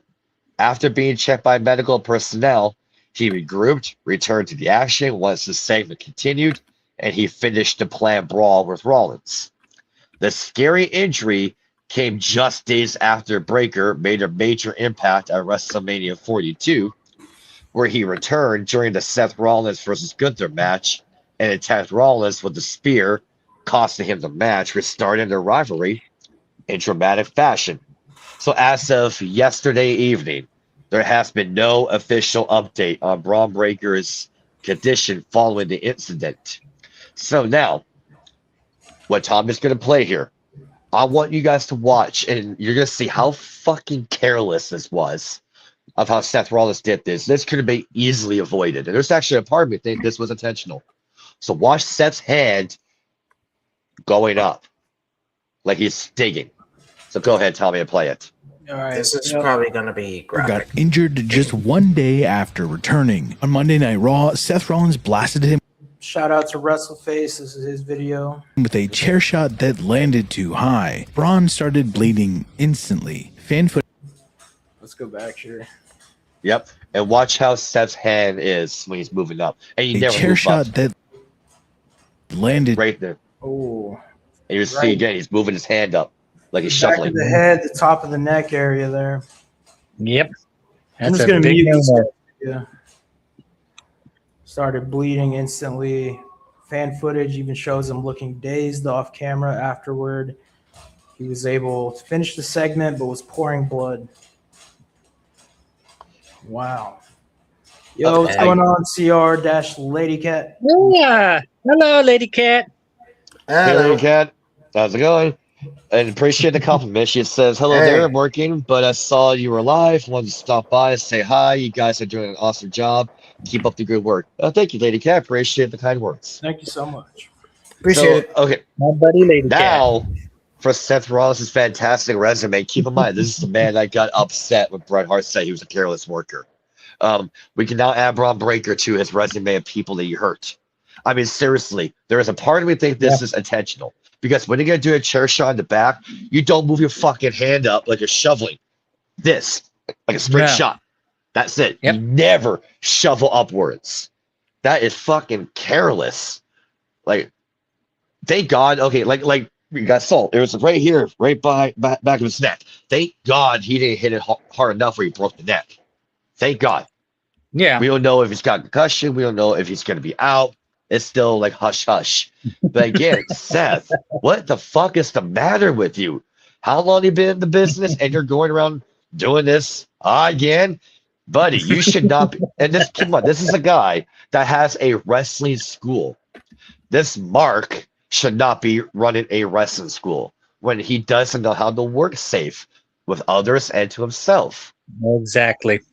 Like, Yeah. I would not trust this guy if I was wrestling. All right, now let's go down. He broke John Cena's nose. He nearly paralyzed Sting. He did a dangerous move outside the ring and separated Finn Balor's shoulder. Now, shoving a hard part of the chair to Braun Breaker's skull, busting him open nearly, arguably almost breaking his neck. And other wrestlers that he's hurt. When is it enough? When is someone going to sit down? We're sending you back to NXT. You need to learn how to work. Or get the fuck out. You got to do something else. Yeah. Like, Because come on.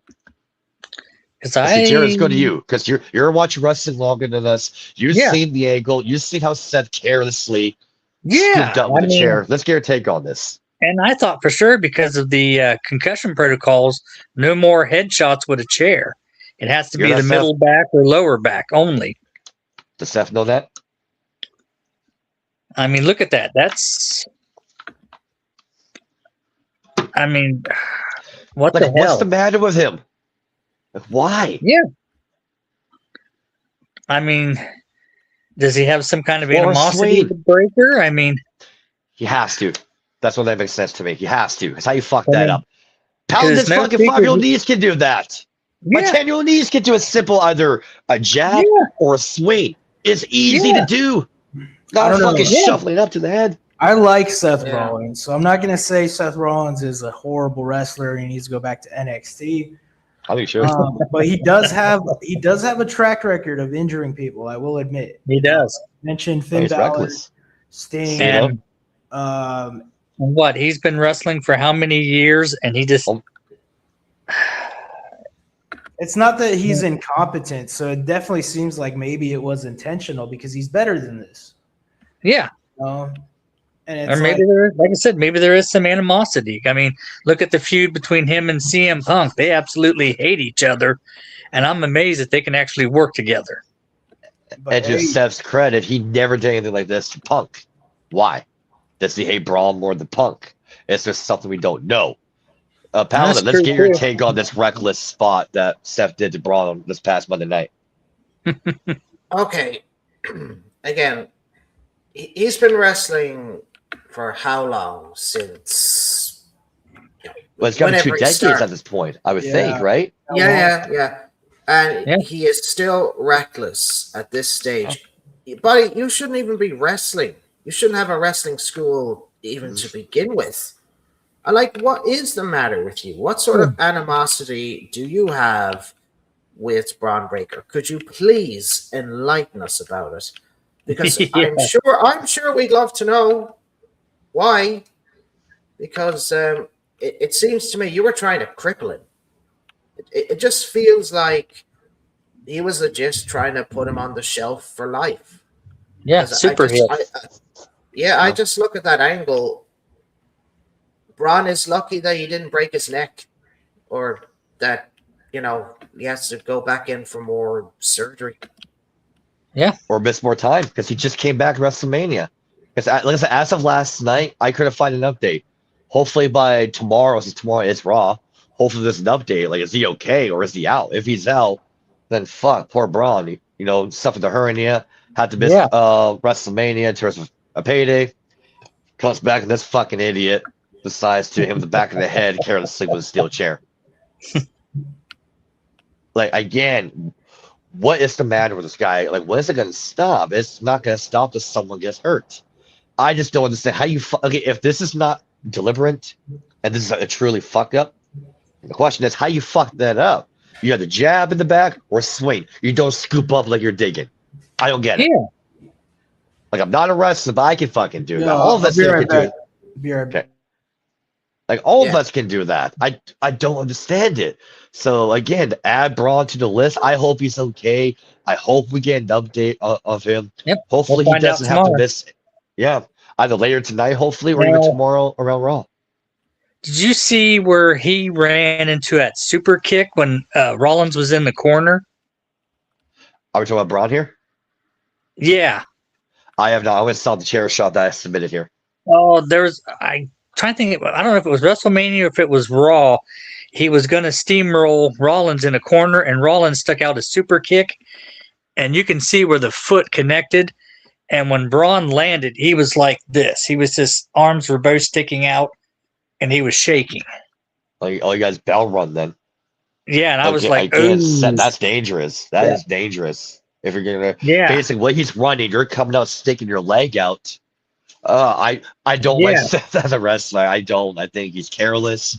He doesn't learn for himself and for others. I think he's entitled. He's a crybaby. He's a mark for himself. He should not be training people how to wrestle. he He's- should be like I know- Becky Lynch. between him and Cody Oh, good. Rhodes, I trust Cody Rhodes to train because Cody's not reckless. He's safe. I'd rather get trained Yeah. by Cody because at least Cody knows what the fuck he's doing. Yeah, Seth doesn't. He does not. I hate to say it, but no. I mean, I'm a little bit of a Seth Rollins fan to a certain degree, but it's just, yeah. I mean, This guy resume of hurting people. Well, I mean, the case in point, when Punk came back, what was it, 3 years ago I at believe the so, it's like- Survivor Series? You know, watching Seth literally lose his mind. There's no fucking way. Hey, that son of a bitch don't belong. What the fuck are you doing here? And I'm like, okay, that's not a shoot. He's pissed. You know, and I'm thinking, ooh. And somehow they work together. Yeah. Now my question is, how come Seth never did deliberate? Like, let's say this is legit, and Seth did it on purpose. How come we didn't do that to Punk? If it really ain't Punk, how come we didn't do Yeah. a cheap shot? You know, that's actually a good question. Hmm. 'Cause now I'm wondering these questions. I've just seen that. Yeah. So Yeah. we'll have to Interesting. see. Maybe they'll form a faction. Yeah, And they'll don't call we can call them the Dinosaur Club.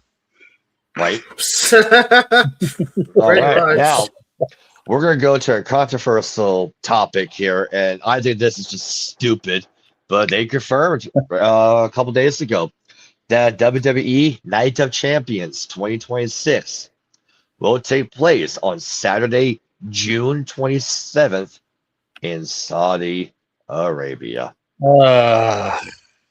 They're okay. We What? talked about this 2 weeks ago about the show. Okay, when Nick Khan confirmed they're going to WrestleMania still in Saudi, and it's like, okay, hopefully by then the conflict is settled by then, so it's more safe, and make sure they got fucking security out the ass. But they're going in 2 months when it's not resolved. Yeah. There's And a not only cease, to my that- understanding, there's a ceasefire. That's the recent events, so technically it's Yeah. still not resolved. What But the not fuck only are that, they thinking? The women matches are gonna suck. Well, I ain't watching it. So what the Well, fuck I are they am. thinking? Why are they going in 2 months when there's still like issues down there? Like, do they? No, I would respect Nick Khan more if just Saudi come out and say, money. you know what, Saudi we have a money. TKO. This is what I would respect Nick Khan more if he just came out and said, you know what, guys, we as a company, we do not give a shit about our wrestlers' safety. We care about money more. If he was just blatantly come out and say that, I respect more. I would Yeah. respect him more. Might as well just be honest at this Wow. point. Guys, why go there right now? Like soon. That's soon. That's in 2 months. Yeah. Like, I don't mean to be that guy. Okay, I'm not Also, I'm not Iranian. I'm not part, like, Canada's not part of the conflict. But from the outside looking in, I just see the conflict being resolved by June. It's going to take a lot longer. So Yeah. I think no. this is very dumb and just selfish. And so many words to describe them going to Saudi Arabia. 2 months. Paladin, let's go to Maybe you I on this. won't Your watch it. thoughts of Night of Champions going to Saudi here in 2 months. Like, I mean, a ceasefire does not mean it's the end. It just means that they've, stopped attacking each other, Taking essentially. a break. Yeah, just putting the feet up at least for 2 seconds. I think it's a better term. They still should not go there. It's still dangerous. The only way they would go is if a peace treaty was signed. They signed a treaty, or they'd finally decided, okay, we'll come to an agreement. But they cannot go. It's too dangerous. Way too dangerous. I mean, they have to reconsider. I know, yes, that in business you have to make money, but at what cost? Yeah. I hope they get there and come back home very safe. Like, okay, if they're going 2 months, like what they did in Vegas, and that's giving the closer topics, they better invest some fucking security. Yep. And not just security, I'm talking like a lot of security for everybody. Jared, let's go to you about this. Well, like I said, for me, this sucks on many levels because, I like to watch the women matches, especially their outfits. And if they go to Saudi, that ain't happening. So there goes half my interest already. And yeah, with the whole conflict in the Middle East, I mean, do you really want to take your Golden Boy company over there with 90% of your wrestlers?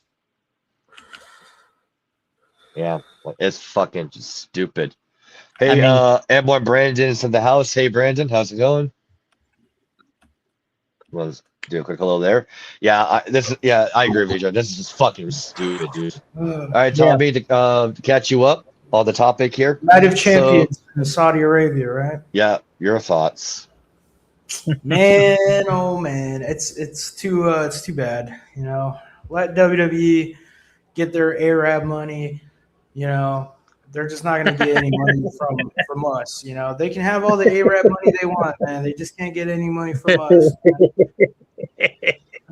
So, good for them, I guess. Like, you can't even hate them at this point. It's like whatever. I'm not even going to bring up the. I was just saying before you got back, I would respect Nick Khan more if he just publicly came out and say, we as a company do not give a shit about our wrestlers and staff safety. We care more about the money. I'd rather them just be honest at this point. Yeah. I mean, shit. Yeah, like Jerry said, you've totally buried the women's matches because, let's be honest, no one really cares about two women fighting. We just want to see how hot they look. And pretty much. You can't do that over there. And I'm sorry. I like women's wrestling, but I don't even take the men's that serious because it's made up. You know what I mean? There is a general creative and storyline, that I like about it more than the combat, because the combat is choreographed. What we like more about it are the moments, the promos, the vignettes. These are what make TV. We like the show aspect of it. You can't lose that. And well, the thing with the United States. Well, I mean, the thing with the United States, you love your reality TV shows. You love your soap opera TV, and that's what WWE, Raw, SmackDown offers. I've known that since day bloody one when I started watching American TV. I was like, you guys love over the top stuff. Yeah. And you can still do it even today. American audiences haven't changed too much. Sex, drugs, and rock and roll. Sex sells, bro. You know what I mean? There's so many girls who like watching wrestling just for the fucking men to be shirtless. Shout out to Pretty Classy Lady OG. Tommy, how are you? I'm doing good. How are you? Nicola. So yeah, I know she loves herself some Bobby Lashley. She loves herself some Roman Reigns. You know, Don't forget Damon a Priest. lot of these girls are into the wrestlers as much as the boys are into the female wrestlers. Like Yeah. it's just what it is. It's a little I don't what's the word? Homoerotic. It's a little homoerotic. Yeah. Like Yeah. you know, I'm not saying it's gay. I'm just saying that it's No, I get what it you're gets your saying. imagination going because how attractive these people are. Like these wrestlers look like porn stars, and then if you just you know you take that away from them, you know, then you're left with kind of a shitty show. Like you know, Yeah. two fake fighters going at it. You know, it's like you're losing a lot of the entertainment value because sex sells. So Yeah. I mean, Yeah. after all, there's not going to be any jerka if you're wearing a burqa. Not Saudi. Not big Saudi. brain. Nope. All right, now we're gonna go to Nose Man or Triple H. He's in Ah, lot of Triple hot Zero. water. Triple H called out for failing to create new stars after the no backup claim. Yep. So his comments about the WWE having no backups for its biggest stars currently did not sit well with Vince Russo, and he did not hold anything back. So Russo went off on the brand on April 19th, reacting directly to Triple H's claim that there's no backups for top names such as Cody Rhodes, Randy Orton, CM Punk, and Roman Reigns. And he didn't sugarcoat it. So Vince had this to say. I understand why they got the wrong freaking guy in charge of creative at the biggest company in the world. I don't care whose daughter you freaking married at this point. You are doing more harm than good. And that's just my opinion. Because if you know sports like I know sports, imagine a head coach saying that if you lose Tom Brady, there is no backup for Tom Brady. Okay, first of all, you would never say that because now whoever that backup quarterback is, you're absolutely burying them. Triple H is saying if you lose your quarterback, there is no backup Cody Rhodes. Well, why isn't there a backup Cody Rhodes? Because you didn't develop one. Your system did not develop one. So whose fault is it that there's no backup for Cody Rhodes? Is it Ari Emanuel's fault? Is it Mark Shapiro's fault? No, that lies clearly on your shoulders. And what have I been saying for years and years and years? The system is broken, and this is an admission right here that the system is broken. End quote. Now the question is, do you think Vince Russo is right that WWE should be building stronger backups? Or is Triple H right that top stars simply cannot be replaced? Okay, I'm going to go on a tangent on this big-nosed idiot. Does Triple H not understand the history of wrestling? There's always backups being built for the future, such as Hogan. What were his two backups? Macho Man and Ultimate Warrior. Yep. Okay, and what was Hogan's second group of backups? He had three backups: Diesel, Shawn Michaels, and Bret Hart. Yeah. Who was Shawn and Bret's backups? Stone Cold and The Rock. Who are their backups? Brock Lesnar, Randy Orton, Batista, and John Cena. And who are their backups? CM Punk, Cody Rhodes, Drew McIntyre, Roman Reigns. Edge. Can't leave out Edge and all those people. So he cannot say that when fucking there's been backup quarterbacks in the past. He cannot say that. Either this guy is clearly retarded, or he's just talking out of his ass trying to convince TKO and convince people that are watching him that a new star cannot be created. When there has been evidence. There has been evidence throughout the years that new stars can be created. When it comes down to the end of the day, he and his crew don't know how to make a new star. And keep in mind, this is the guy. He told Ryback willingly that the WWE will not create another John Cena. They do not want another performer in the company that is bigger than the company. In my opinion, that's a retarded way to look at it, because that does hurt your business. But why wouldn't you not want to make the next John Cena or Hulk Hogan? Why wouldn't you? And with him saying that, he just told his roster on national TV on ESPN. I don't think you guys are qualified to be a backup Cody Rhodes or Roman Reigns. I don't see you guys getting to that level. So you just told your own staff that they suck. You just said that they suck. Mhm. And you just told your bosses at TKO, you don't know what you're doing. You don't. And you also And admitted you to your suck. bosses that that you suck at your job and you're not qualified. Does he not think before he speaks? Does he not Damn. have a No. fucking clue? No. Like, Jesus Christ. I think this is the dumbest thing I think Triple H just said. It's a new era. You don't get it, bro. Yeah, you know what? You're right, Tommy. It is a new era. This is the ruthless depression era. That's right. And for example, another quarterback backup. When Stone Cold had to leave in November of '99 to get neck surgery, they had The Rock, Triple H, Mick Foley, Undertaker, and Kane as backups to carry the company through the majority of 2000 before Yeah. Austin came back. So I don't know Exactly. why this big nose retard is saying that when he was one of the backups in the first place. My God, Like, this is the dumbest thing he's ever said. Paladin, let's go to you before I have a panic attack live on the air.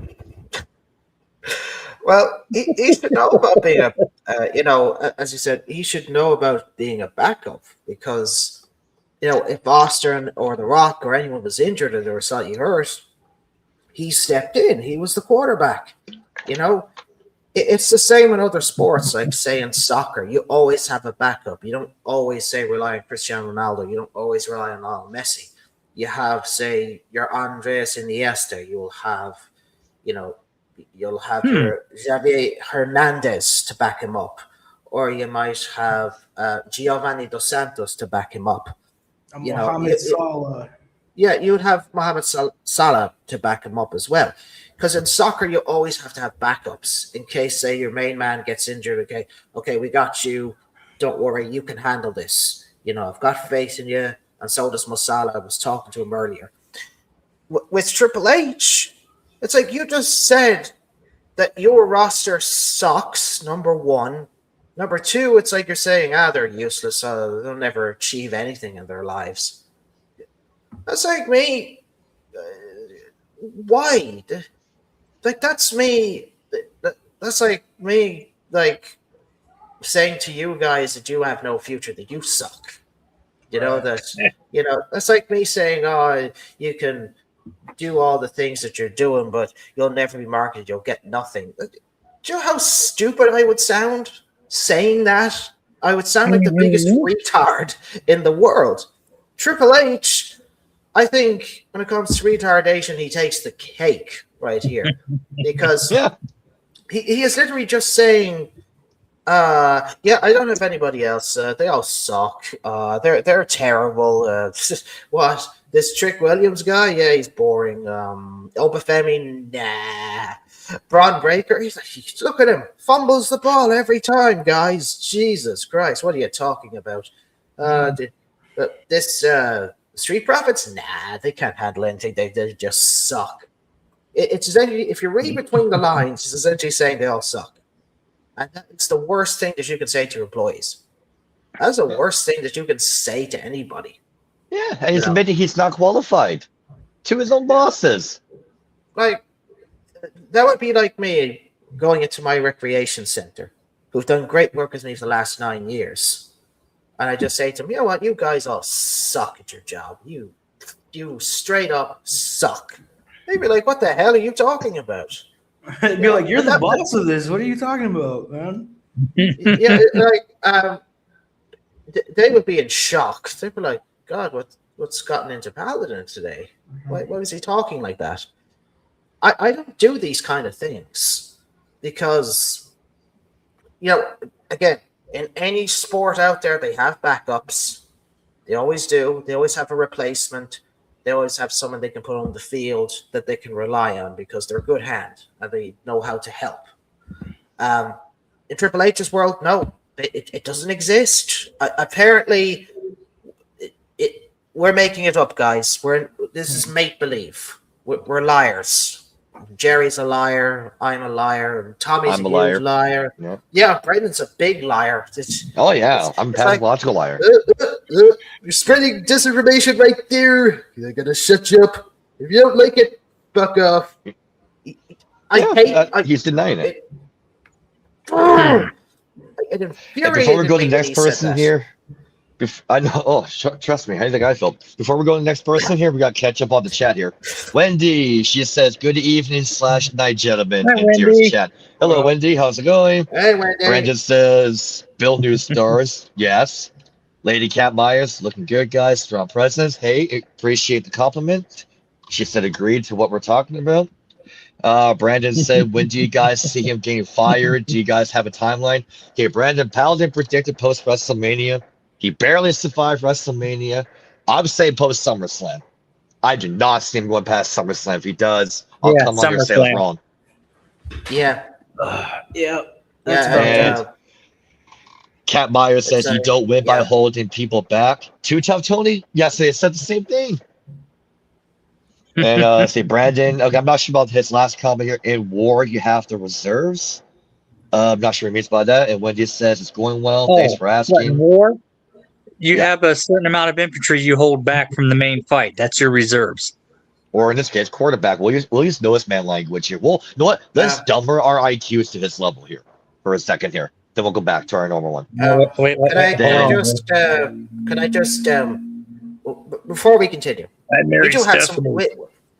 we do have some good news. A little bit of positive. It's Kane's birthday today. Happy birthday! Yay! Hey, happy Mayor birthday. of Why, Knoxville, thank you. Tennessee, I think. That's much Happy birthday, Kane. appreciated.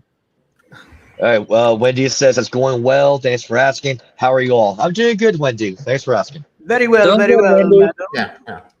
Okay, so now Paladin went, I went. All right, Tommy, let's get your take on not only Noah's man's comments, but Russo tearing him up a new asshole. I got Take it two on, Wendy. words for you. Suck Down it. syndrome. Down I think Yep. Triple H is, he's kind of a retard, and you know, I was really Oh, shit. like when People in the say, Down syndrome community would hate him. They'd try and kill him. no, yeah, it might be an What? insult to the Down syndrome community saying Triple H is a part of them. So I apologize to their community. There's nothing against them. It's against Triple H. Oh, So, sorry. Thank you, That's Paladin. cool. I thought it was pretty funny, so I appreciate it. I was going to say, that's like say Dave Meltzer is part of the LGBTQ world, and they would not want Dave Meltzer. Right, yeah. See, so I think, if a retard actually booked the show, you'd have some like peanut butter and jelly sandwich segments, but it would still be better than what Triple H is doing, you know what I mean? Yeah, like, be more entertaining. what did Russo say again? Can you remind me? Okay, let me just go back to it here. All right, so I need a Tupac hit him up beat here. All right, so Vince said, I understand why they got the wrong freaking guy in charge of creative at the biggest company in the world. I don't care whose daughter you freaking married at this point. You are doing more harm than good. And that's just my opinion. Because if you know sports like I know sports, imagine a head coach saying that if you lose Tom Brady, there's no backup Tom Brady. Yeah. Okay, first of all, you would never say that. Because now, whoever that backup quarterback is, you're absolutely burying them. Triple H is saying if you lose your quarterback, there's no backup Cody Rhodes. Well, why isn't there a backup Cody Rhodes? Because you didn't develop one. Your system did not develop one. Yeah. So whose fault is it that there's no backup Cody Rhodes? Are you Emanuel? Mark Shapiro? Oh, whoops, I fucking scrolled up here by accident. 1 second here. Damn it. Okay, like I got just scroll back up here. All right. Is that Ari Emanuel's fault? Is that Mark Shapiro's fault? No. That lies clearly on your shoulders. And what have I been saying for years and years and years? The system is broken. And this is an admission right here that the system is broken. End quote. Okay. Thank you. Thank you for reminding me. Yeah, I mean, look, Gotcha. using the football terminology, I like it, but a football coach could never book a wrestling show. There has to be a certain person. It takes a special kind of mind to book wrestling. Like, you can't really have like quote unquote backup quarterbacks, because what you're really saying is I need a backup for the face of the league, because even in basketball, without LeBron, their viewership's already low. It's going to tank. And so, the NBA has this problem as well. It's like you can develop young stars, but you're never going to get another LeBron.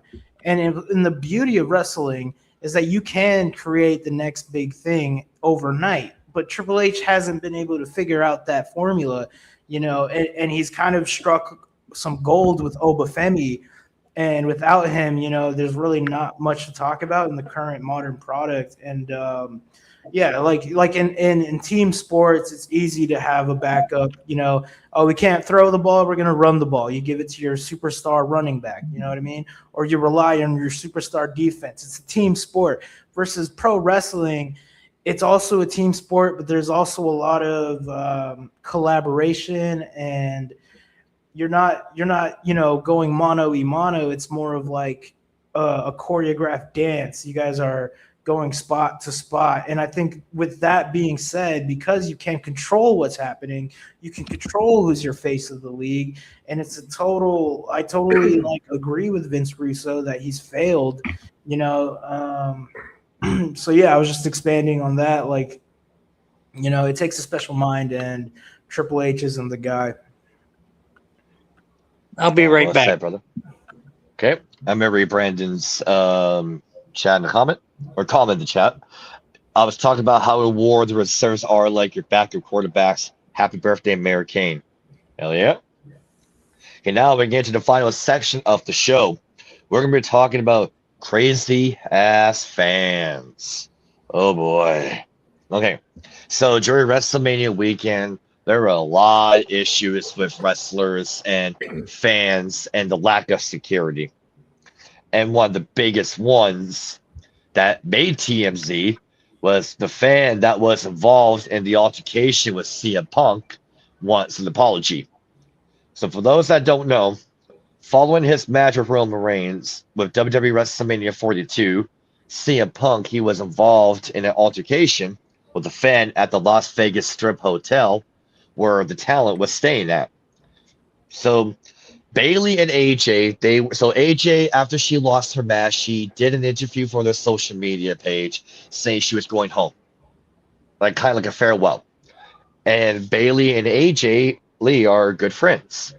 So Bayley was saying her goodbye to AJ. So they're here's like the lobby, then the elevator. They're at the elevator, and Bayley's trying to talk to AJ, giving her a hug. And this Mark-ass fan had his phone in his hand, and he's like shoving it in Bayley's face. We love you, Bayley. And Bayley is like, get out of here, dude, trying to smack him away.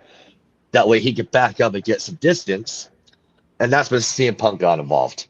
Punk's saying that this guy was getting closer to Bayley and his wife, not like ignoring Bayley to fuck off. Punk then comes in and smacks the phone out of his hand. And when he smacked the guy's phone out of his hand, it's when some security stepped in before Punk can beat this guy's ass. And the guy, he said he wants an apology. He wants Punk to shake his hand. He's not going to sue Punk or put him in jail. He just wants an apology. Okay, so first of all, you jack off. Okay, everyone knows I'm not a big CM Punk fan as a person. I don't like him as a person. But I'm going to defend him in this situation. He was in the right in this, in my opinion. You have a fucking mark that you don't know. Does he have a gun? Does he have a knife? He's invading your wife's privacy and her friend's privacy. He's not backing off when he was told to. So what's any normal husband going to do in that situation? He's going to go defend his wife. Yeah, gonna kick some ass. Yeah, so, and again, this entitled piece of shit wants an apology when you are in the wrong, bucko. And you expect Punk to shake your hand? Yeah, okay. Like, this fucking generation of wrestling fans in society are filled with entitled people. So, I don't know what's going to happen. I feel like Punk didn't do anything wrong. The guy's lucky that Punk didn't kick his ass. Punk could have punched him if he really wanted to. And again, where was the security before they stepped in? Like he shouldn't not. He was right behind AJ, shoving the phone in Bailey's face. He should have not even got that close to Bailey and AJ. The only thing those two did wrong, and that was stupid of them, is they didn't go in the elevator and go up a few floors. They did it in the lobby. So that was dumb on Bailey and AJ's part. But again, if you're a regular human being and you see that they're having a personal time, leave them the fuck alone. Don't shove the phone in your faces. Like, what the hell is wrong with you? Like, seriously. Again, where was security? Why did they have to wait till Punk got involved? When that never should have happened in the first place. But what the fuck do I know, right? Tommy, let's go with you about this incident with Punk and this Mark-ass fan. Ultimately, this is the failure of TKO. They don't provide security for their fans. Like Brendan has said and Stevie Richards has said, and a lot of people have said it, honestly, is that what's it going to take for WWE to up their security? And honestly, it's going to take someone getting stabbed or someone getting murdered before they actually take security seriously. Yeah. And unfortunately, there are fans who are entitled and crazy. They have these parasocial relationships with these people on TV, you know, and they book in their head and they really think that they're a part of the show, and they really think Liv Morgan is Liv Morgan and not some chick named Gianna Daddio or whatever. You know, like these guys, they need help, but also the wrestlers, I agree, they need to take some responsibility. They could have chosen the path of least resistance, you know, not being in public, but they knew what they were getting into when they go in public. And you know, as far as the fan, that guy's a piece of shit. He wants an apology. It might be good for CM Punk to take the path of least resistance as well. Say I'm sorry, shake his hand, you know, don't get sued over something stupid and, you know, petty. And you know, luckily no one got hurt. No one got hurt this time. But yeah, Zeb Coulter, not Zeb Coulter. What's his name? Dutch Mantel. Dutch Mantel. That's what he said. So I'm kind of sharing what he said. He said, if I was Punk, I'd take the path of least resistance, and then I'd hit him in the face. That's what Dutch Mantel said. You know, I'm really sorry. Here's your handshake, and then you hit him. Yeah. Okay, so Brandon here's got a few comments. I'm just going to read them. Then we'll go to the next person. Well, wrestling is like acting. If the star is doing his job, but the co-star is not doing his job, it's going to fail. See Triple H? And Brandon also said the crazy fans and the lack of security is too crazy. Oh, Brandon, I got more of these topics. Get ready, dude. And he also says, how are these fans still entitled? Because that's how they were raised to be, and no one has disciplined them. Exactly. And he also said, agreed. Punk was actually in the right. I agree. Same. Both me and Brandon don't like Punk as a person, but we agree. Punk was in the right on this. And the last thing Brandon said, to these Mark fans, I'll say this. Wrestlers are just as human as you are. They eat, sleep, drink, and shit, just like us. Yeah. At the end of the day, yes, they may seem larger than life on TV, but they are human at the end of the day. So, Paladin, I want to go to you now about the Punk, Bailey, AJ, and the Mark phone situation here. Yeah, boy. Well, I may not. Punk is not my favorite person in the world, but he was in the right to defend his wife from that fan, because that fan, you know, he was getting out of control, and it could have been a lot worse. It could have been a lot worse. It could have been a very dangerous situation. The fact that there was barely any security there it just boggles your mind, because you should have security that'll help you, say, get through the back door. They might say, just come this way, and we'll keep the crowds from getting through. You know, the fact that there wasn't like a big enough like security force just to help them, you know, get to their hotels, help them to check in, help them, you know, just rest up then for the 2 nights that they were scheduled for. It's crazy. Like, once upon a time when I was watching wrestling, there was great security. It used to be great, and they used to be able to at least keep the fans in check. And And like at least back in the day when some of them like jumped the guardrail, they got their asses kicked. I remember, was it Billy Kidman versus Scott Steiner? And Steiner beat the shit out of a fan who tried to get over. Sounds about right. That's the Steiner we're talking about here. Yeah, because Steiner was like, "What the fuck are you doing in my world? Get out!" And I'm just thankful that AJ and Bailey did not get hurt. They didn't get stabbed. They didn't get, any sort of injury. And you're right, Brendan. This generation is so entitled. They think they deserve everything on a silver platter.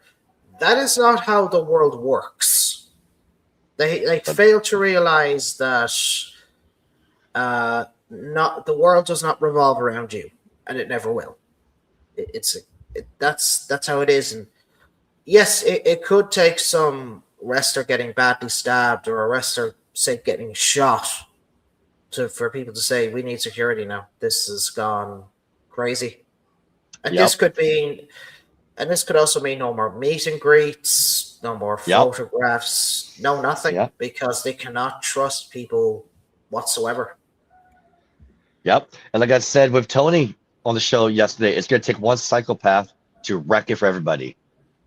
It really is. And it is unfortunate. And it's bound to happen. I hate saying that, but it's bound to happen. Jerry, your take on the Punk, Bailey, AJ, and this Mark phone and harassing situation? I'm somewhat of a CM Punk fan. It's no secret. And he did the right thing. I mean, if I was married and someone was harassing my wife, I'd probably do more than slap the phone out of his hand. I'd be going to jail for assault and battery. But yeah, I mean, but security is so key. And like you said, this ties in with the Saudi story. They think that's wild here. Wait till they go over there. Where the stakes could be made even higher. I mean, but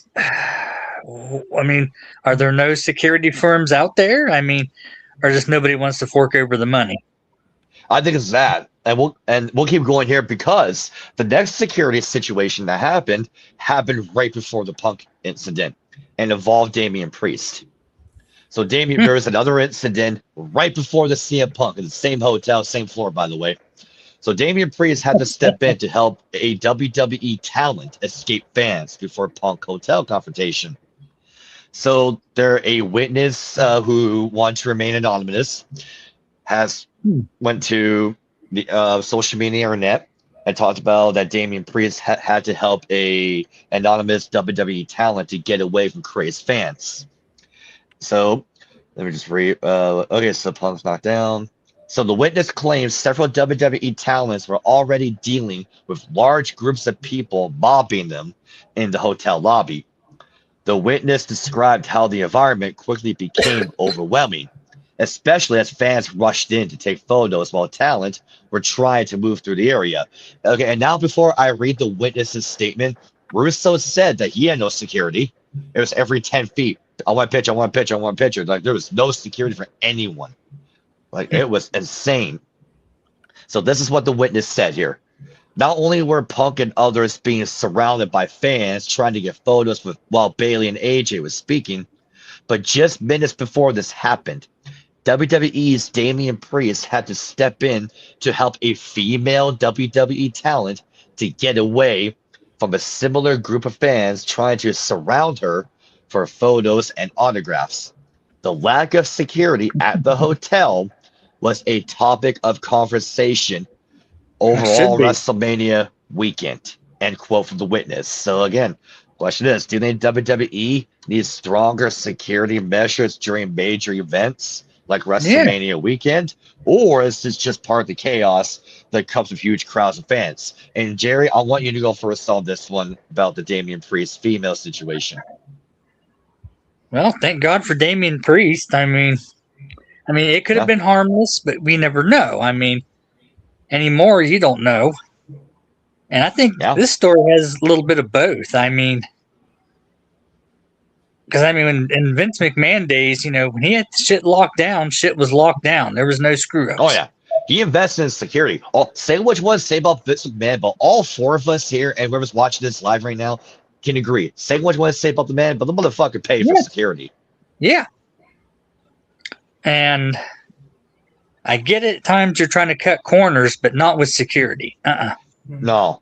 Not when they're going to like like Las Vegas, busy ass casino hotel when Yeah. they're going to be surrounded by millions of people. Like I know Tommy was saying this to Tony yesterday. A lot of companies these days are cutting corners. It's fucking embarrassing. It's a joke. Yeah. 100%, man.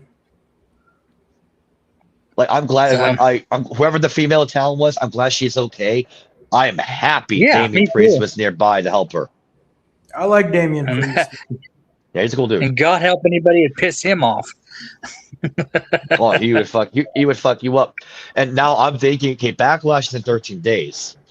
2 weeks after Backlash, it's the show in Italy. And do you guys remember the incident where Rhea Ripley got mobbed by the France crowd and it overwhelmed her?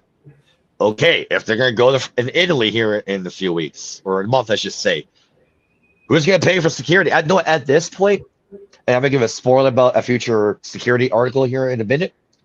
WWE, like the WWE wrestlers, need to pay for their own security at this point. You might as well. If TKO is not going to invest the money, you might as well just fucking spend your money and get reimbursed. Because this is a fucking joke. Paladin, let's go to you about the Damian Priest female situation. And this is just minutes before the Punk situation. Well, God bless him. God bless Damian Priest for being there for her and protecting her. It's amazing that it's amazing I did not hear any stories of any wrestlers getting hurt. It's amazing. It's amazing that no one was hurt or got severely injured, but thank God for Damian Priest, helping out that young lady and getting her to safety. And yes, once upon a time, Vince had everything locked down. He had his security in place. He had everything. He invested in security. Like he helped out Sonya Deville at one point for security. Yeah. When stalkers were attacking her. He cared. He actually cared. Say what you want about Vince, but he protected his talent. And should the wrestlers invest in their own security if TKO were too lazy? Yes, do it. They have to. At this juncture, they're literally telling them, I don't care. It's they're saying it in plain English. It's like, I don't think we can help you today. And, Sorry. Yeah. We're going to Saudi. We kind of care about that money. No. Right. All right. So, Tommy, before we go to you, I'm just going to read Brandon's comments here. If I had TKO money and owned WWE, I would hire armed security to patrol the area and protect wrestlers as well, protect everyone at the event. Yeah, agreed. Yeah. And then again, us Mark Gas fans should not be saying this. We shouldn't even be telling them this. We shouldn't. No. Kind of embarrassing. This is we're living in the bloody twilight zone where we are. If we have to say it, then shit. You fucked up. Yeah. Next one, Brandon says most of my security will be veterans. They would be made to look intimidating. Yeah, you want like tough ass security. Yeah, able-bodied. Able-bodied. Okay, I know that was a term or a typo error. Sorry, Brandon. All right. Next Brandon one. Basically, they would be a WWE Secret Service. That's what my security would be like. And his last one. My security will protect everybody at the event, the fans, the talent, producers, the concession stand, everybody. Yeah, in a perfect world, like when Vince McMahon was there, yes. Yeah. I wish they would fucking do the same now, but hey, what do we know? Tommy, your turn about this. Vince McMahon, we talk about him protecting his talent. He does, unless you're Ashley Massaro in, Iraq and there's a bunch of Marines around. I don't know if you guys know about that story.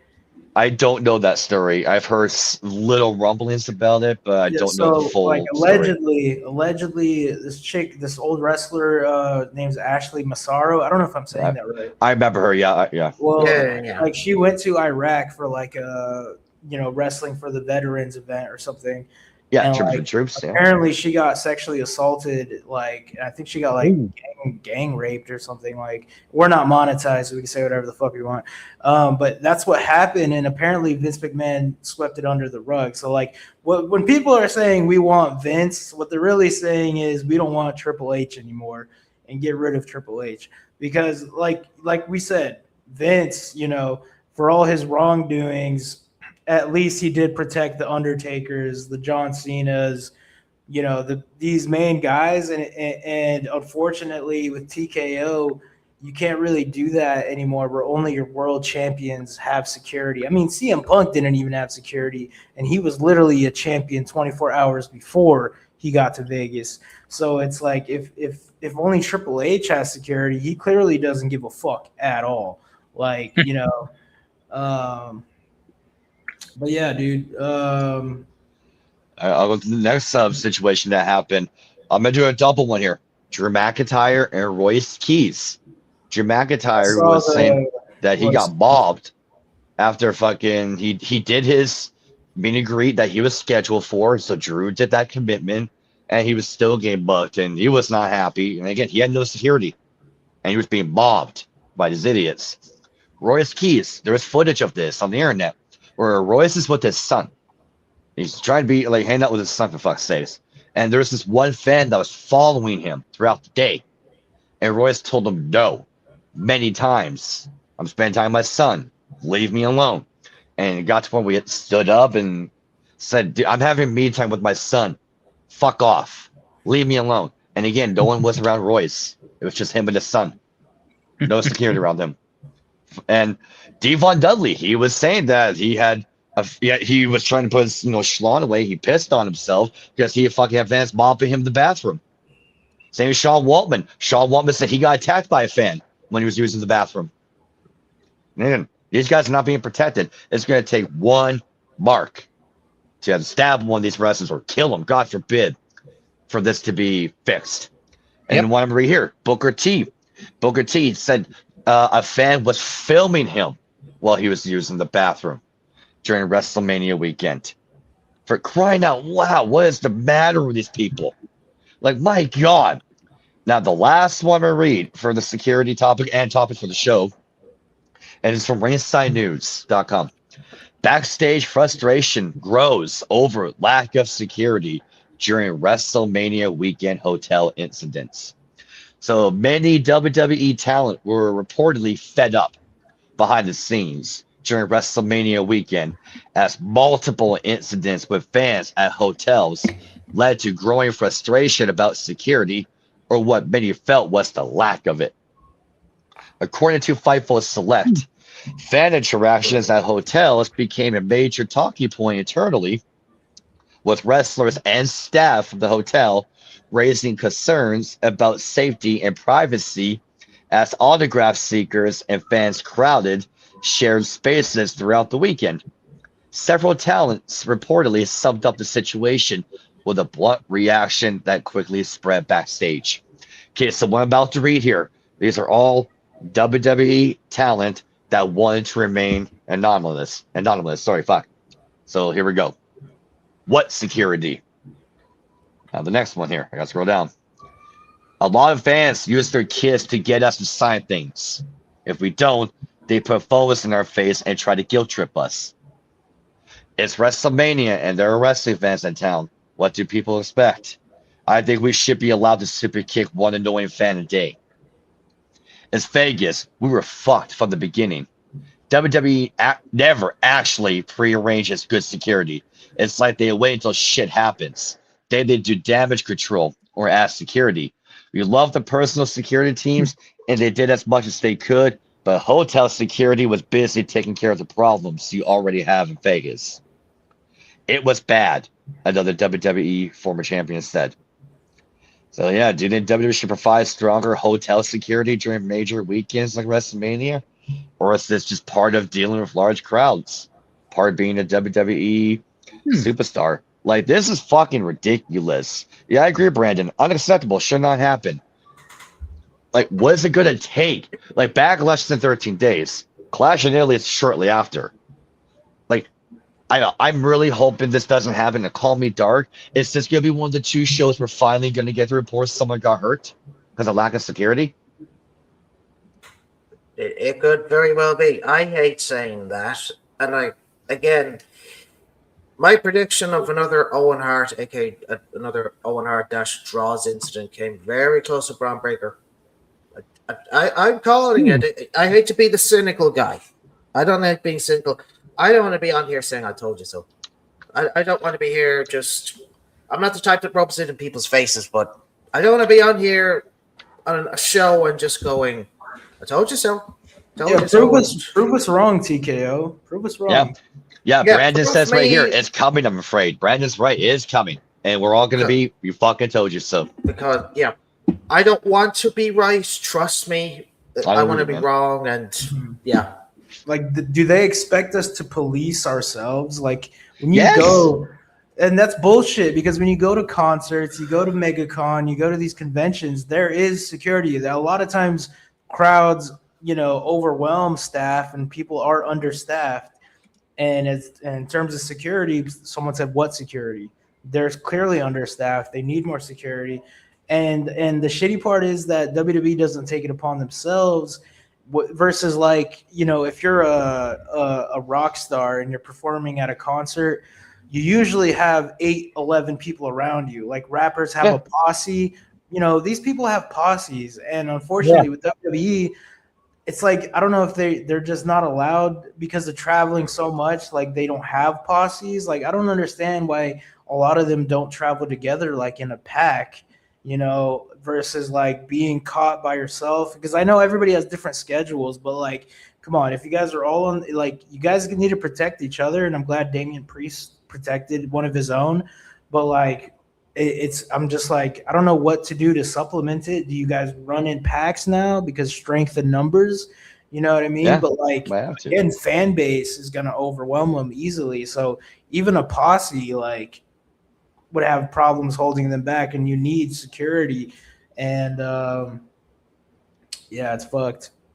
It is fucked. Jerry, let's go to you. Now, multiple anonymous WWE talent are fed up and are voicing their displeasure. Yeah. It's sad. It's really, truly sad. I mean, like you said it best, it's going to take a major incident to shake shit up, and it's going to put them in an even bigger financial hole.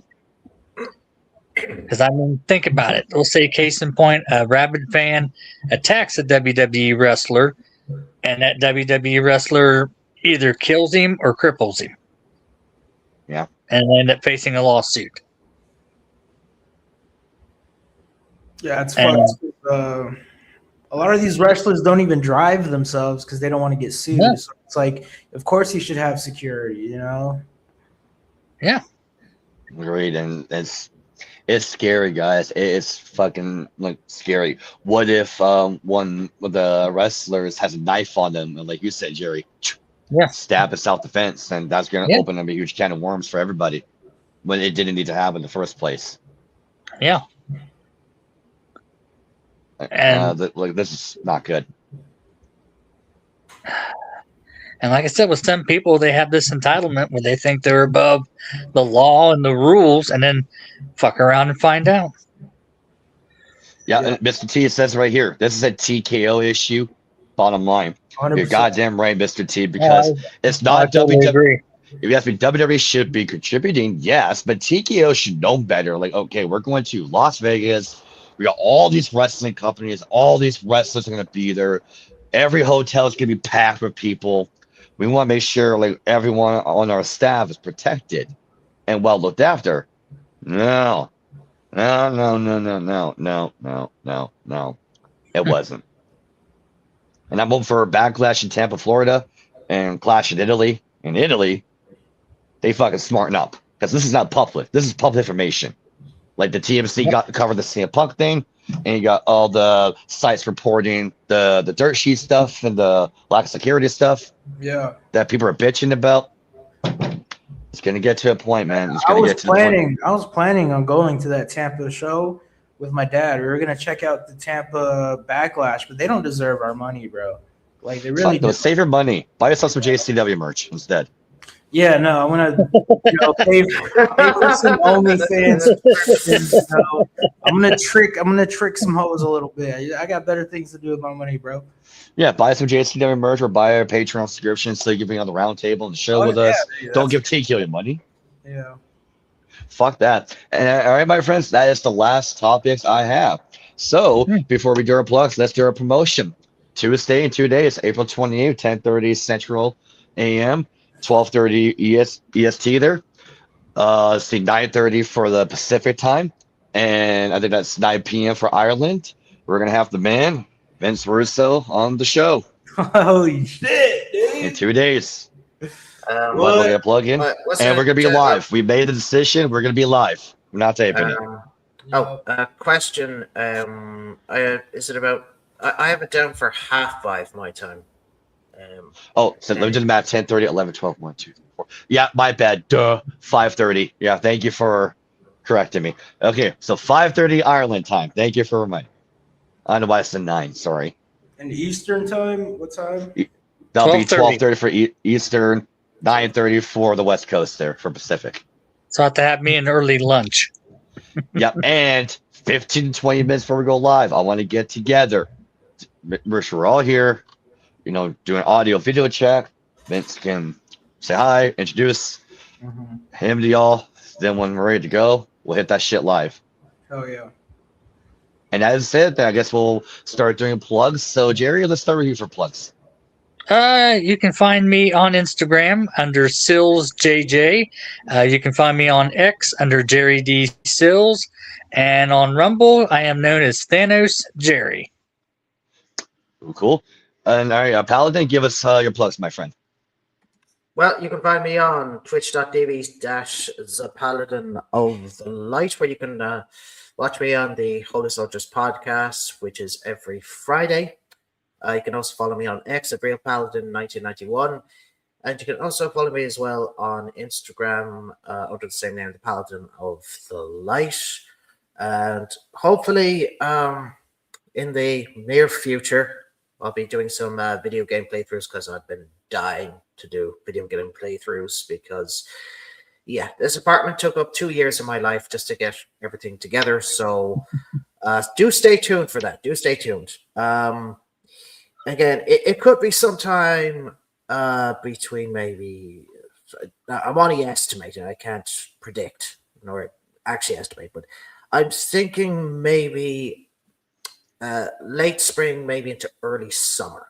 That's what I'm thinking. So stay tuned for that, and don't forget to check me out every Friday, and also check me out here on Irish Whips and Arm Tracks too.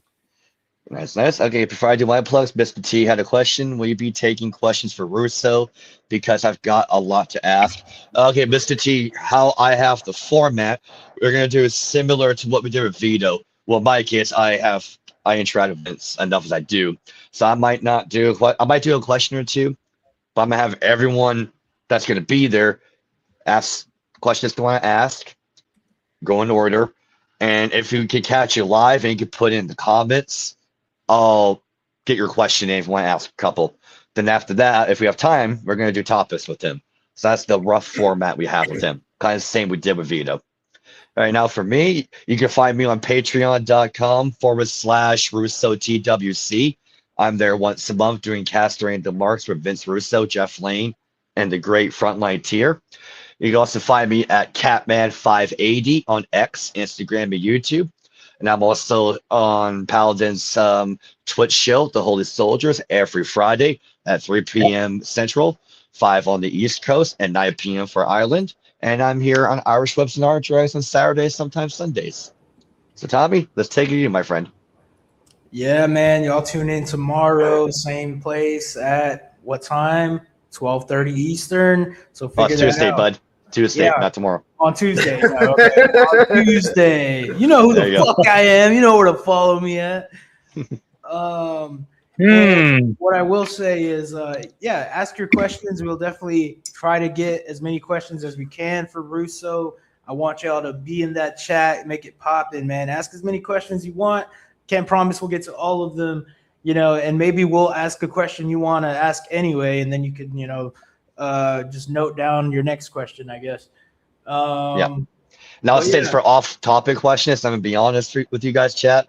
Politics is a no-no. When I say politics, I'm not talking about wrestling politics. I'm talking about actual politics. That's a no-no. He doesn't talk about that, so that's the only thing. No, don't ask. Yeah, we won't even ask him if it's that in the chat, but I'll get ignored. Wait, I want Stephanie to have the last word here before you guys go here. So, do you guys have anything else to say? I know. Well, thanks again for checking out episode 20 of Irish Whips and Arm Drags. Until Tuesday, you can see us on the same bat time, same bat channel, and we're gonna depart with a lovely message from Nia, aka Stephanie McMahon. Subscribe to Irish Whips and Arm Drags. We'll see y'all later, man.